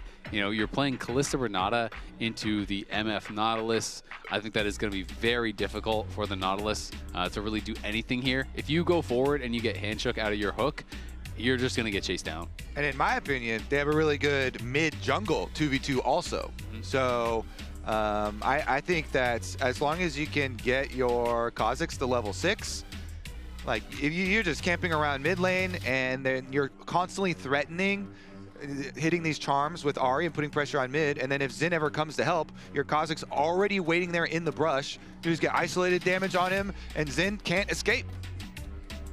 Well, that'll be pretty tough for Hambach if it does end up happening. So we'll see how Blabber can perform. It's the first time for him bringing out Kha'Zix this year. I'm sure he's played it in the past. It's obviously been a popular pick in the past, but I'm going to look up actually how many times he has played it, if he has at all.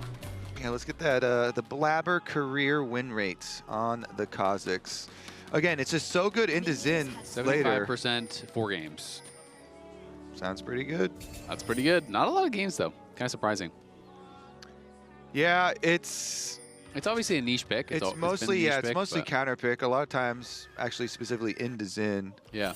But yeah, I think the current state of this champion is actually so good with the Umbral Glaive. Umbral Glaive was basically buffed to be specifically really good for Kha'Zix with the extra unseen damage. So it's quite powerful. Nice hook immediately there from Huhi. Barrier going to be popped, but they're going to take a good trade back as they go aggressive. So it is the barrier for the heal at the end of the day. Huhi trying to find an angle there, though, and it's pretty effective. You know, you have the Aftershock, so you want to try to look for those sorts of moves. It's just always very difficult in the extended play. You've got to be really careful. Yeah. Vulcan getting some good poke here, though, while Sven just pushes the wave, so nice little stuff for Cloud9 when Sentinels were just like strafing back and forth, taking it. Yeah. I mean, pretty much not much you can do to contest. There's no way you're hooking back in when you're already kind of low and you have no Aftershock. So you have to be super, super careful. They also have the combat summon advantage because they have heal barrier versus the cleanse heal. So that is going to make it really tough. But cleanse, you basically have to pay the tax when you're playing against Renata as an ADC. So he does kind of have to take that. But in these early lane phases, the cleanse is going to do almost nothing for you. Like, sure, you can cleanse a handshake stun, but they can just kill Huhi if he hooks in. So you do have to be pretty careful. We'll see how Impact performs now on this. Did look good last time he actually brought out the Zehen. I believe that was the series. Was that 2 days ago? It wasn't a loss, but he was actually doing really, really well against Furia. Yeah. Meanwhile, both junglers pathing towards bottom, but they've both been pseudo-tracked, and one of them even closer than the others because Darkwing's got the extra Raptor ward, so they have like perfect timing on tracking Blabber's rest of his clear. And meanwhile, Cloud9 have almost as good tracking on Xin going down to the bomb side too, so both should be aware. And since C9's bottom lane also pushing, I think it should just be Hambach going to handshake and trade to topside Scuttle Crab. Just give up the bottom one. You never want to let Kazakhs get any extra early advantages. Nice seismic shove there in onto APA, who is put quite low. Hambach trying to pull back. Is there any pings on him? Looks like no. He skirted the vision, so wasn't spotted as he walks through mid lane, so we'll be able to grab that topside scuttle. Of course, Cloud9 will know about it, and Thanatos took an early recall. Did actually elect a TP up. I'm kind of surprised. I thought he would have just actually walked it back, given that he did have the full push prior to that, but now has Impact in a bit of an awkward spot. When you are in this spot as a top laner, though, you want to try to trade as much as you can without dying, obviously, and then you TP back, because if you can take off a couple hundred health, then you come back at full health, and you can sometimes win out the lane from there. Yeah, and Impact sustaining actually quite nicely on Zehen, but if he gets ganked, it could turn around. Is this just a hover for a gank the other way? So it looks like they're going to go for it here. Impact, nice dash to the side, will avoid Decimating Smash, so not going to get knocked up. It means Blabber can't really look for much of anything, but was kind of just waiting on respawns, so not going to really slow him down too much. Be a bit delayed on the start of the Grom, but it's not going to matter. Yeah, you have time because your wolves are a little delayed anyways, and he just you one-shot destroys Gromp anyway. But I do like kind of hovering just to look for it. See if you can get anything. Maybe there's a misplay or something. Yep, I always think it's worth the attempt when you can be efficient. And some of these junglers clear so fast these days that you always have these kind of windows of opportunity to look for something briefly without really paying any price. Impact getting pretty low here, but Thanatos, low on mana, so that's kind of what he's draining here. And Impact still has a TP, so I think Thanatos is going to push this in. Maybe try to greed for a plate, but then definitely going to be heading back to base here. Just take another reset, because you don't want to get stuck in lane as Thanatos with no mana when Impact still has TP. Yeah, definitely not. Because Impact's buy is going to be very good when he comes back. All right. Well, Blabber should know he's there, right? He saw the vision plan coming through, so he's going to place down the ward. Hambach gets the jump on Blabber, and Blabber has to hop back out to safety. The Dragon is spawned. Blabber definitely wants to do it. I mean, your Kazakhs with a super strong bot lane, including Kalista. But Darkwings does have first move here from mid. Level 6 is available for both of these mid laners. Blabber is taking quite a lot of damage here. And APA gets hit by the seismic shove, so Darkwing's landing a good chunk on him, and a nice sidestep on the charm as well. The spears are getting stacked, but APA is low, Blabber is low. C9, I think I've lost this. Blabber's gonna have to jump out the back of the pit. The hook comes there from Huhi in onto Vulcan. Darkwings has to flash out on the side, though. Throws down the Unraveled Earth on APA. APA has a couple more ult charges, looking to go forward. Huhi has to flash out. So even with the good start to the fight, Cloud9 end up coming out on top. Yeah, I think Blabber's confidence there is correct, that they're going to have the advantage regardless. So that's why he just face checks and walks up, and even taking this chunk really wants to force the issue. Still, though, there were some fancy dodges that made me second guess, and I thought maybe it actually is going to turn back around. But that's that's why he was so confident. And just we are forcing this. We're going to get some extra summer spells. With Kazakh's Q plus Rend. Plus and since his bottom lane has the extra upper hand and is going to move up, and Kalista Renata is just nasty in the river here. They have full confidence, especially with APA having Ahri ult, but no Ahri ult now. So maybe they do repeat focus towards mid lane. Yep. Of course, it is the spell book for Darkwings there, who he did dodge that critical charm to avoid some of it, but still lost his flash, which is going to hurt. So exactly. So you're a prime target. Yeah. There's not any super reliable engage for C9. I mean, obviously there's ways to start fights. You can look for charms. You can send in Scion. You can, throw in the Renata and look for hostile takeover, things like that. But there's not any consistent go button, right, on their side. So Sentinels, I think, if they are playing careful, will have the luxury of choosing kind of when and where they fight. Yeah, and the thing for Cloud9 is they get there early, right? You go to the Dragon early, and then you force them to face check into your Renata and into your charms and stuff. And you also make it hard for Xin to walk on the map. Now we're starting to get to the early scary points post level 6 here, because Level 6 does almost nothing. Wait a second. Oh, bullet time comes out. Fake call has to be used. Sven was kind of greeting a little bit for the plate, but took a couple shots as he was retreating, and then Huhi just hits a nice hook. So good job there from Rahel and Huhi, just trying to keep the pressure on. Thanatos, though, is kind of owning in this 1v1. He's doing really well. Had the early push, got a quick base, has had Impact locked under his tower. He's up 300 gold in the Scion matchup, which is very, very good. When he blind picked this, it's a denial pick from Impact, and Impact had counter picks. So great job with Thanatos. Yeah, Thanatos, again, another good lane phase.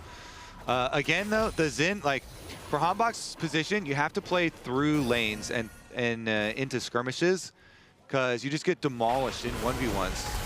Oh, there it is, the Charm Flash. Yep, Charm is going to be able to connect there, and Darkwings has nowhere to go. First Blood going to be grabbed by Blabber as he jumps in to follow up the Charm from APA. Yeah, he didn't even have to flash. Just Charm, this ult, and close the distance, and you get your Kazakhs camping mid lane. Huhi is behind him, and Hanbok's coming in. This is a good trap. Huhi has been in that brush for so long. The flash out comes from Sven. Vulcan is going to have to flash as well. Great job from Huhi. They knew there was a ward in that front brush. He stayed in that middle brush for, I want to say, a minute. He was there for a long time. Yeah. We were talking a lot about greed being a deadly sin, but patience is a virtue, and Huhi has that in spades. Nice. Camped there for a while, gets paid, but the bigger payment is to Blabber. Again, Kazakhs versus Xin is so unfair, especially if you get accelerated to your Umbral Glaive. Hanbok, though, like, I mean, you have your mid laner right behind you, and they're Darkwings is coming too. Charm Flash comes out onto Huhi. Hostile takeover. They kill him in a hurry, but now can they win the extended fight? Hanbok looking in for Sven. The seismic shove will connect. The bailout is there, but it's not going to do anything. Vulcan is going to get walked down and knocked down as he's sent back to base with a rock to the face. And Blabber was in base Another buying. flip. APA has no flash. He could get taken out as well. Last auto doesn't come through, but Blabber pounces and makes no mistake about that one. The Umbral Glaive is there. Flash is forced on the seismic shove. Do they want to look for a dive here? They're considering it. He has been put quite low, but Sentinels will back off. Oh my goodness, so close at the end. Still guys get the extra one, so, I mean, the Assassin is snowballing, but then that was honestly a pretty good start for the bottom lane. Again, I feel so unbalanced here. Like, all these flashes are blown, so you have better flash economy on Sentinels, but still better gold on Cloud9. And here's another look. They were setting up their own brush play, APA in the bush, so he's there for the early burst kill. But then when Hanbok comes down, they get the full combo. Nicely done on his Sven. Get the knock up, get the seismic shove back, and get the extra kill. This, though, using your... He had a lot of seismic shoves without any setup. Darkwings did a great job. I mean, hit the seismic shove on his Sven, hit the follow-up one there, then he hit another one that was going to land on Blabber, the Force of Flash too. So Darkwings honestly on point in that fight, doing a really good job. Ooh. All right, Dragon time. This is what Cloud9 are built for. They have the comp for it, but Huhi is just going to preempt the play. Flashes in on a Blabber, but there's no follow-up at all. Rahel has to flash over the wall as Thanatos was already there with the unstoppable onslaught. And they don't want anything to do with that. But now the teleport's going to be coming in from Impact. He's looking for a potential deep flank. In goes Hanbok, pops the Crescent Guard immediately. There's the Fate's Call. Sven is in trouble. He's getting knocked up. The bullet time is going to knock down APA, and the Grim Deliverance will deliver C9 a team fight loss. Thanatos is on the run, but can he even get out of here? He has the flash, but he's got no ult, no TP. It's going to take him a while, but they're definitely going to get the kill. Sentinels take back the gold lead, build one of their own, and win the Dragon to boot. Dude, Huhi is the mastermind, drew it all up. He gets Blabber's ult charge for the Kazakhs, and then Blabber's on Dragon, still DPSing it down. Teleport finally comes in from Impact on a good timing. They wreck them. Blabber was still trying to finish the Dragon. Then he didn't even get the smite. Hanbok stole it after he had done so much work there. They get all the kills. They get the objective too. So, okay, Kazakhs without the ult and without the jump. So even though it looks like, oh my goodness, you know, Nautilus just flashed and like there's no follow-up, now two key abilities are down for the Kazakhs, and they come in, brute force, Hanbok into the middle, into the ult, Impact with the flank from the other side, and look at that combo. Yeah, I mean, that is just beautifully done. APA gets hit by the hook. didn't even use his ult in that fight. I'm not sure if it was up, you know, when he actually got hooked or if it just came up as he was dying. I didn't catch that, but he gets hooked, he gets burst down. So even though Rahel has no flash, didn't matter because they were the ones on the offense. They were the ones pushing in and creating that space for him and doing a really good job with it. Cloud9 felt like they were dominating, you know, in both the side lanes, have all the early pressure, but again, they fall short at this fight, and now Impact, oh my god, that damage from Blabber is insane. Goes back into the Void Assault here, looking to try to finish him off, catches the bailout just in case. Will be able to get the shutdown. Blabber continuing to get paid here, now up 1K, but Rahel is up 2K? Oh my god. Yeah, I think you got a shutdown in the last fight, as well as the free time. They're like trading bottom for top side. So, bunch of tower money, bunch of minions, 3 kills to his name. Misfortune, of course, can be a target later on as well with some of these, some of the pick potential, but first turret too. Are they gonna? Nah. They're not gonna go for it, but Rahel grabs first turret, so 2.5K up. Already had the BT, and he's gonna have a ton of gold to spend now. Curious to see what he'll be able to buy. As APA, of course, does stay safe there in the mid lane. Locket's completed now on both sides for the supports. Most of the IE purchased up here from Rahel. He got the BF as well as the pickaxe, so gonna be incredibly strong. MF has really huge AD scaling on the bullet time, so really you kind of just want to stack BF items, and he is off to a great start. I mean, if he can get that fully channeled, it is going to shred through the Cloud9 members besides Thanatos, and Thanatos can't block that. It goes right through you. Honestly, I think we're going to a game 5, man. I think so too. It's very early, but because of the comps here, because Sentinels are able to win that Dragonfight and stop any sort of early game push from Cloud9. Comp is hard to play. I think Sentinels have such a good spot. Yeah, I agree. I like Sentinels comp way more out of draft. Look at that double tap, by the way, on his Zen, about 40% of his HP. I like their comp way more in draft. I think it's way easier to pilot, and if C9 aren't very far ahead, then it's going to be tough. And they were very far ahead in the early game, but these team fights, they just do not seem to be organized, and it's not really been getting better for them here this week, as they seem to be struggling with a lot of the same issues game over game. Yeah, it's for Cloud9, I feel like it has been a lot of, like you say, similar issues where it's not always Dragon, but is always like some early objective. They get some advantage, and then they go start the objective up, but they don't have the plan for when the enemy team is coming to contest them on it. Yeah. And in this case, maybe they didn't expect them to contest after like the flash was blown in the Nautilus and everything like that. But they have to be ready for these approaches because it's happened a lot on Rift Heralds for them, Grubs sometimes even. Yeah, I mean, to me, Dragons it came down so much to setup. If you're Cloud9 and you're on that Dragon, we'll see if you look for a fight here. But if you're Cloud9 and you're on that Dragon, Weaver's Wall going to come in. They're going to flash forward. Fate's Call will pull him back. Blabber just hugging the wall there, does stay safe. So nicely avoided on the engage, but Herald's going to come out here, and they will claim the mid tier 1. I don't think anything more is going to come for this, but Hui is stepping forward. Barely does not connect on the hook. The seismic jump is going to get flashed over by Vulcan, as well as the handshake and the hostile takeover. Nice play there from Vulcan, and in comes ABA on the side. Rahel is gone, and Cloud9 knocked down Sentinels in a hurry. They flank from all sides. That was really beautiful. Over the Raptor Pit, from behind as well. C9 attacking from all angles with multiple assassins. And with the Flash and Renata ultimate from Vulcan here, like no escape.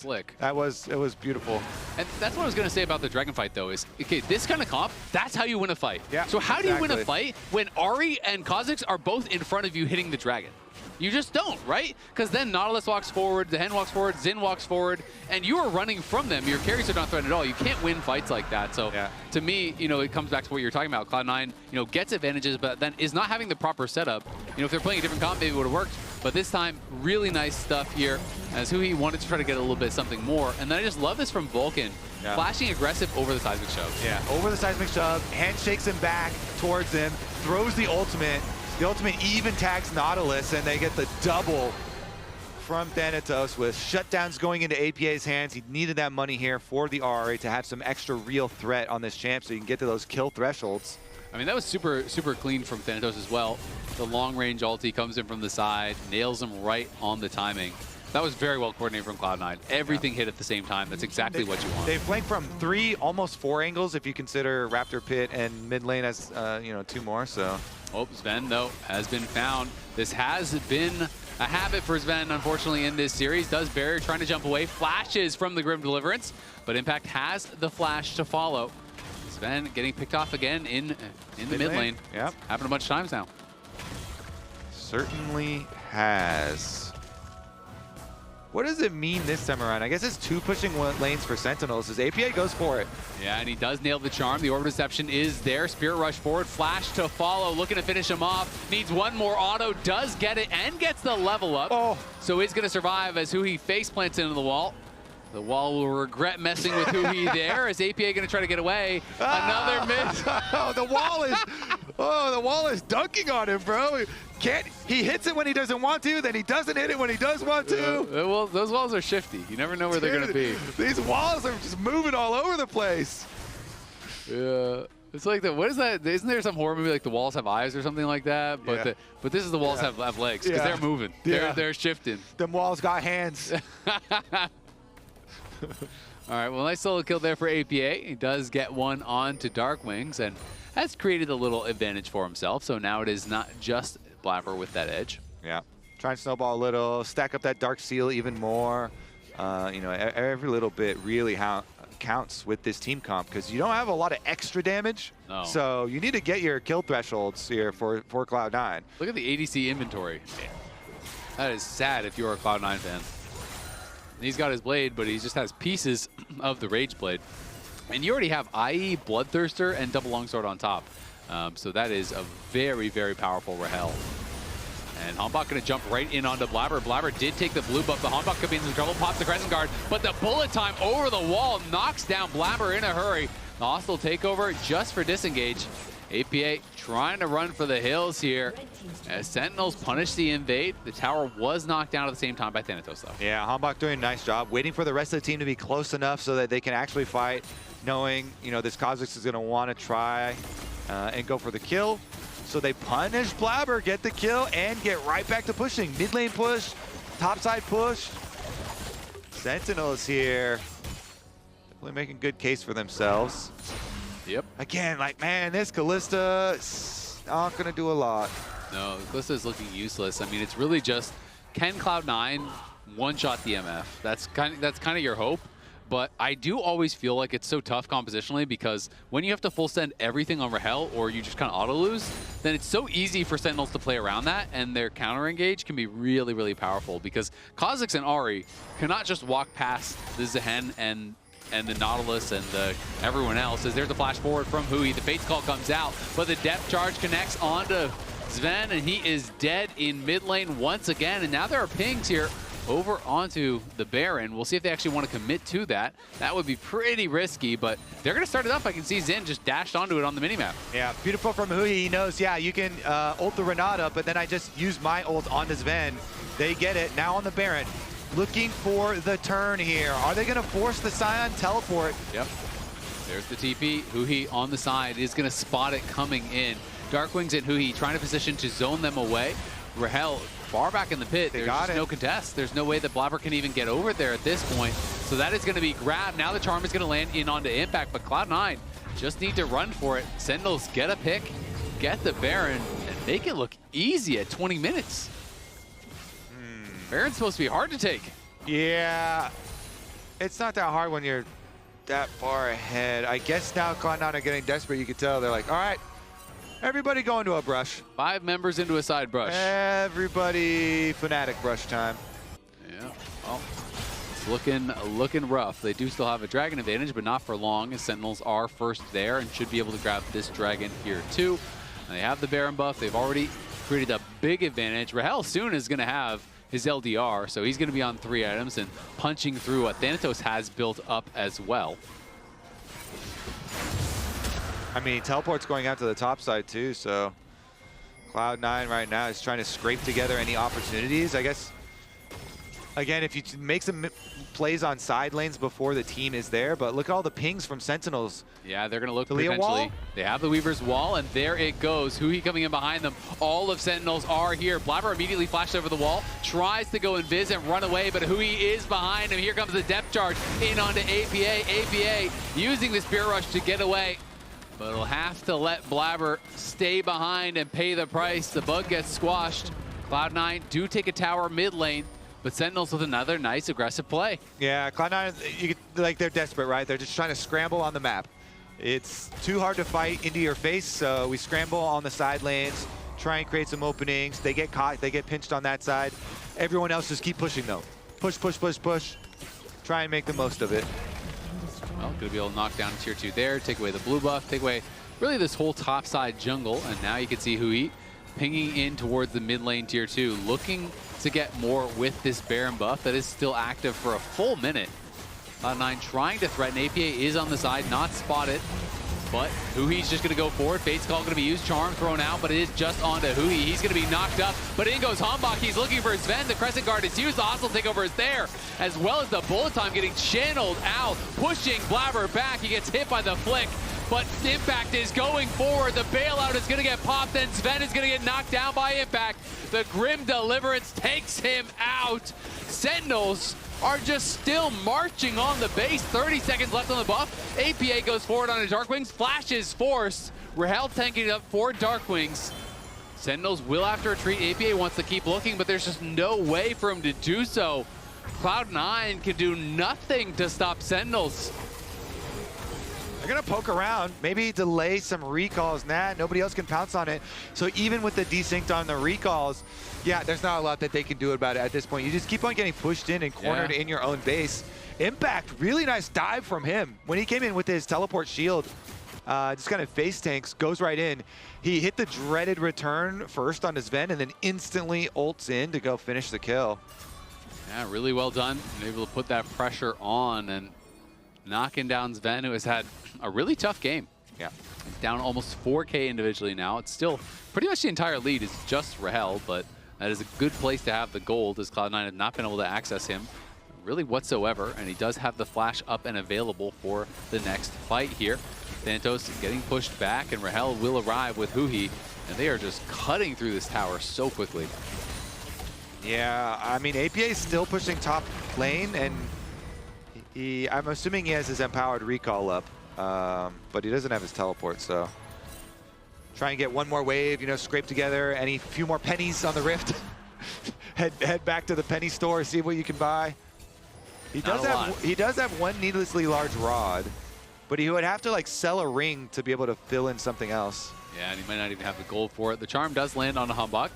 Nice little chunk onto him, but not too much to write home about, as Hambach will just be able to heal back up on this, and even without the smite, does secure the crab for himself. APA tried to steal that away, but now APA maybe has overstayed his welcome. The Weaver's Wall going to come in. APA does get blocked off, but Darkwings jumped off on the wrong side of it, and maybe didn't have the confidence, wondering if C9 could be in that brush. Vulcan going to look here. Hostile takeover does come out, but no one's really there to follow. Ooh. And Darkwings gets chunked down. APA on the side. Hambach jumps forward onto him. There's the Fate's Call coming in, and Sven gets flicked back, but the shutdown comes across onto Rahel. Darkwings gets knocked down as well. Blabber's in the back line, and it's chaos in the Sentinels front line as Impact will fall to Sven.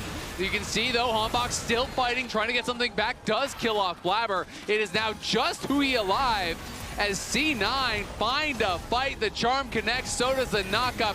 They're going to be able to knock him down as well. They're trying to delay a bit, but not too long, as they get the kill, get some gold, and maybe this can allow them a way into the game once again. I wonder if they should have delayed longer. I mean, this Dragon and Baron are so close to coming up, but like, They need to reset too, though. Yeah, true. Nautilus death timer is pretty low because he's support, so. Yeah. So I mean, he's gonna be, he'll spawn like at the time of the Dragon. Wonder if he has death cap. Ooh. For APA, yeah. Yep. And 10 stacks. It's okay. So look at this Renata ult too. They charm MF and then Impact ults, and they get or Thanatos ults, and they get the Scion ultimate right onto the Misfortune. They deleted this Misfortune so early in the team fight. Charm from APA, beautiful setup, and then Thanatos, boom, follows it up. APA played the end of that fight really well too, Sven was down to, I want to say, 100 HP, maybe. Got the barrier out, and exactly. The charm came through and hit Impact, peels him off. He barely survives. Impact also can't stack up his passive because he got charmed. And now C9 rushing down this dragon will be able to secure it. They'll move to Soul Point. Thanatos frontlining here. I don't think this is a fight that C9 really wants. In comes Darkwings, and Thanatos gets blocked off by the Weaver's wall. He's just getting focused down now. C9 can't really provide any support. The hook comes forward. Hostile takeover used just to disengage. Without that tool, I wonder if Sentinels just run straight to Baron. Yeah, no Renata ult now for the team fight. That is a critical one, so they're going to try and force here. See if they can bait. There's still control on, so you're going to have to clear out a few of these wards before you bait. Yeah, it's going to be a bit tough. Thanatos has no TP. Did lose about 30% of his health there, but still pretty healthy and was able to grab a honey fruit or two. As Blabber spotted on that control ward. Has to be careful. Darkwings is coming in, and Blabber is not really reacting. Does get stunned as he hops out, but secures the blue and stays safe. And now Sentinels on the Baron here. Okay, they see him jump and smite, and they're gonna go for it. They burned it down quickly last time. It is going down very quickly. Still no hostile takeover. They get Vision on it. It's down to 6K. Let's see if APA can find someone on the side. He's hunting. He wants to get Rahel. Nice dash back from Impact. Avoids the charm and the Orbit Deception, though.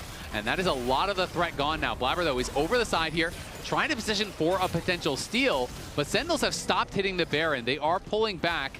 Blabber's behind them. And it also regened a bunch, too. They backed off enough. Oh! Blabber into the Invis is going to be able to hit onto Darkwings. Darkwings is in some trouble, has to flash out. Impact and Hombok in the front line. They're going to turn around on Thanatos, trying to focus him down alongside Rahel, who still has his bullet time available. APA looks for the charm, but it does not connect. Who he will fall, though. APA, with the reset, is going to look for one more. He flashes forward. The Orb Reception across multiple members. The charm as well. In onto Hombok. He is down. They have no jungle. It's another reset now for APA. He gets the bailout for the move speed. He's looking forward. The charm is going to be sidestepped there by Impact, as Impact is trying to take this fight. He has nowhere to go, though. In comes Thanatos. The Grim Deliverance does not even land. Woo. Dies in the air. It's Duck Hunt for C9, and now Baron is next on the menu. Holy clutch from Cloud9. This fight, they dissect Sentinels, pulling them apart. Blabber goes in. He's so annoying with his Kha'Zix, poking them, causing the desync on the recalls here. They get them really spread out, and then the good engage.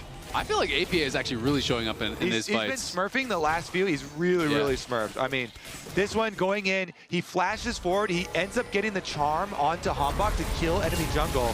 Here's another look at it, though. Blabber stops him. He sets him up for Thanos to go for the engage, and then flashes back to the team. Here's the turn with the handshake, and then they isolate. Hui hooked the wall. He goes deep while Impact was retreating.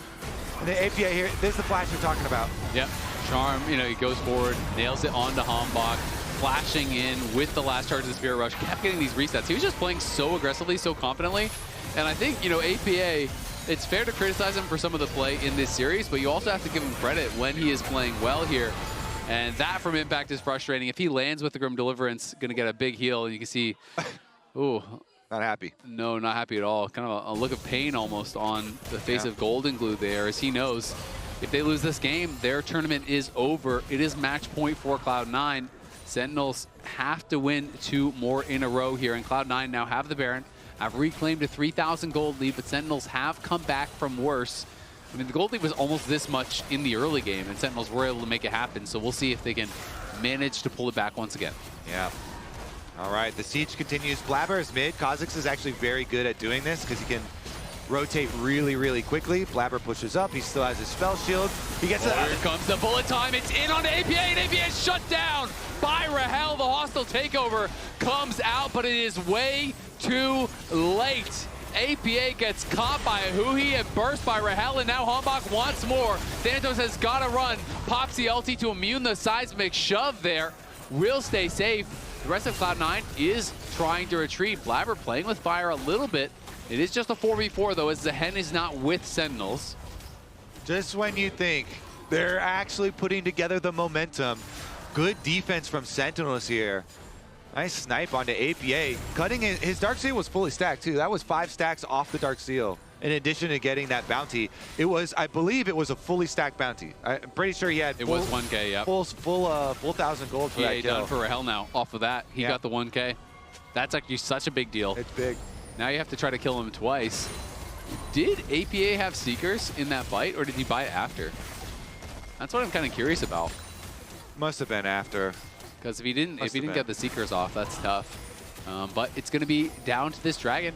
And now C9 are still on Soul Point. It would be Ocean Soul for them, which would make Canids really hard to kill off. The hook comes in. APA on the side, nails the charm. He finds Dark Wings, and Dark Wings is gone. In comes Impact, but the TP was too little. The TP was too late. Cloud9 piling forward. It's up to Rahel. A 3-man knockup, though. And from the Fate's call, Rahel is in trouble. He's got to run here. Hombach is left alone, flashing out with the Crescent Guard. Sven flashes forward. Good sidestep on the hook. The hostile takeover catches onto Hui, and Hui is down. Rahel is next on the menu. Sven is hunting. The GA has been popped. And Cloud9 get the fight. APA gives with one hand, takes away with the other. He gets caught in the bot lane, finds the pick to win the game in the mid lane. And now it is Hombach versus the world for your tournament life on the line. The charm connects. The GA is popped. There's still a minion there, and Thanatos is taking up the wave. The next one comes in. It was not always clean. It was not always crisp, but Cloud9 stay alive, win back-to-back series in the lower bracket, and will advance for a rematch with FURIA in the grand finals.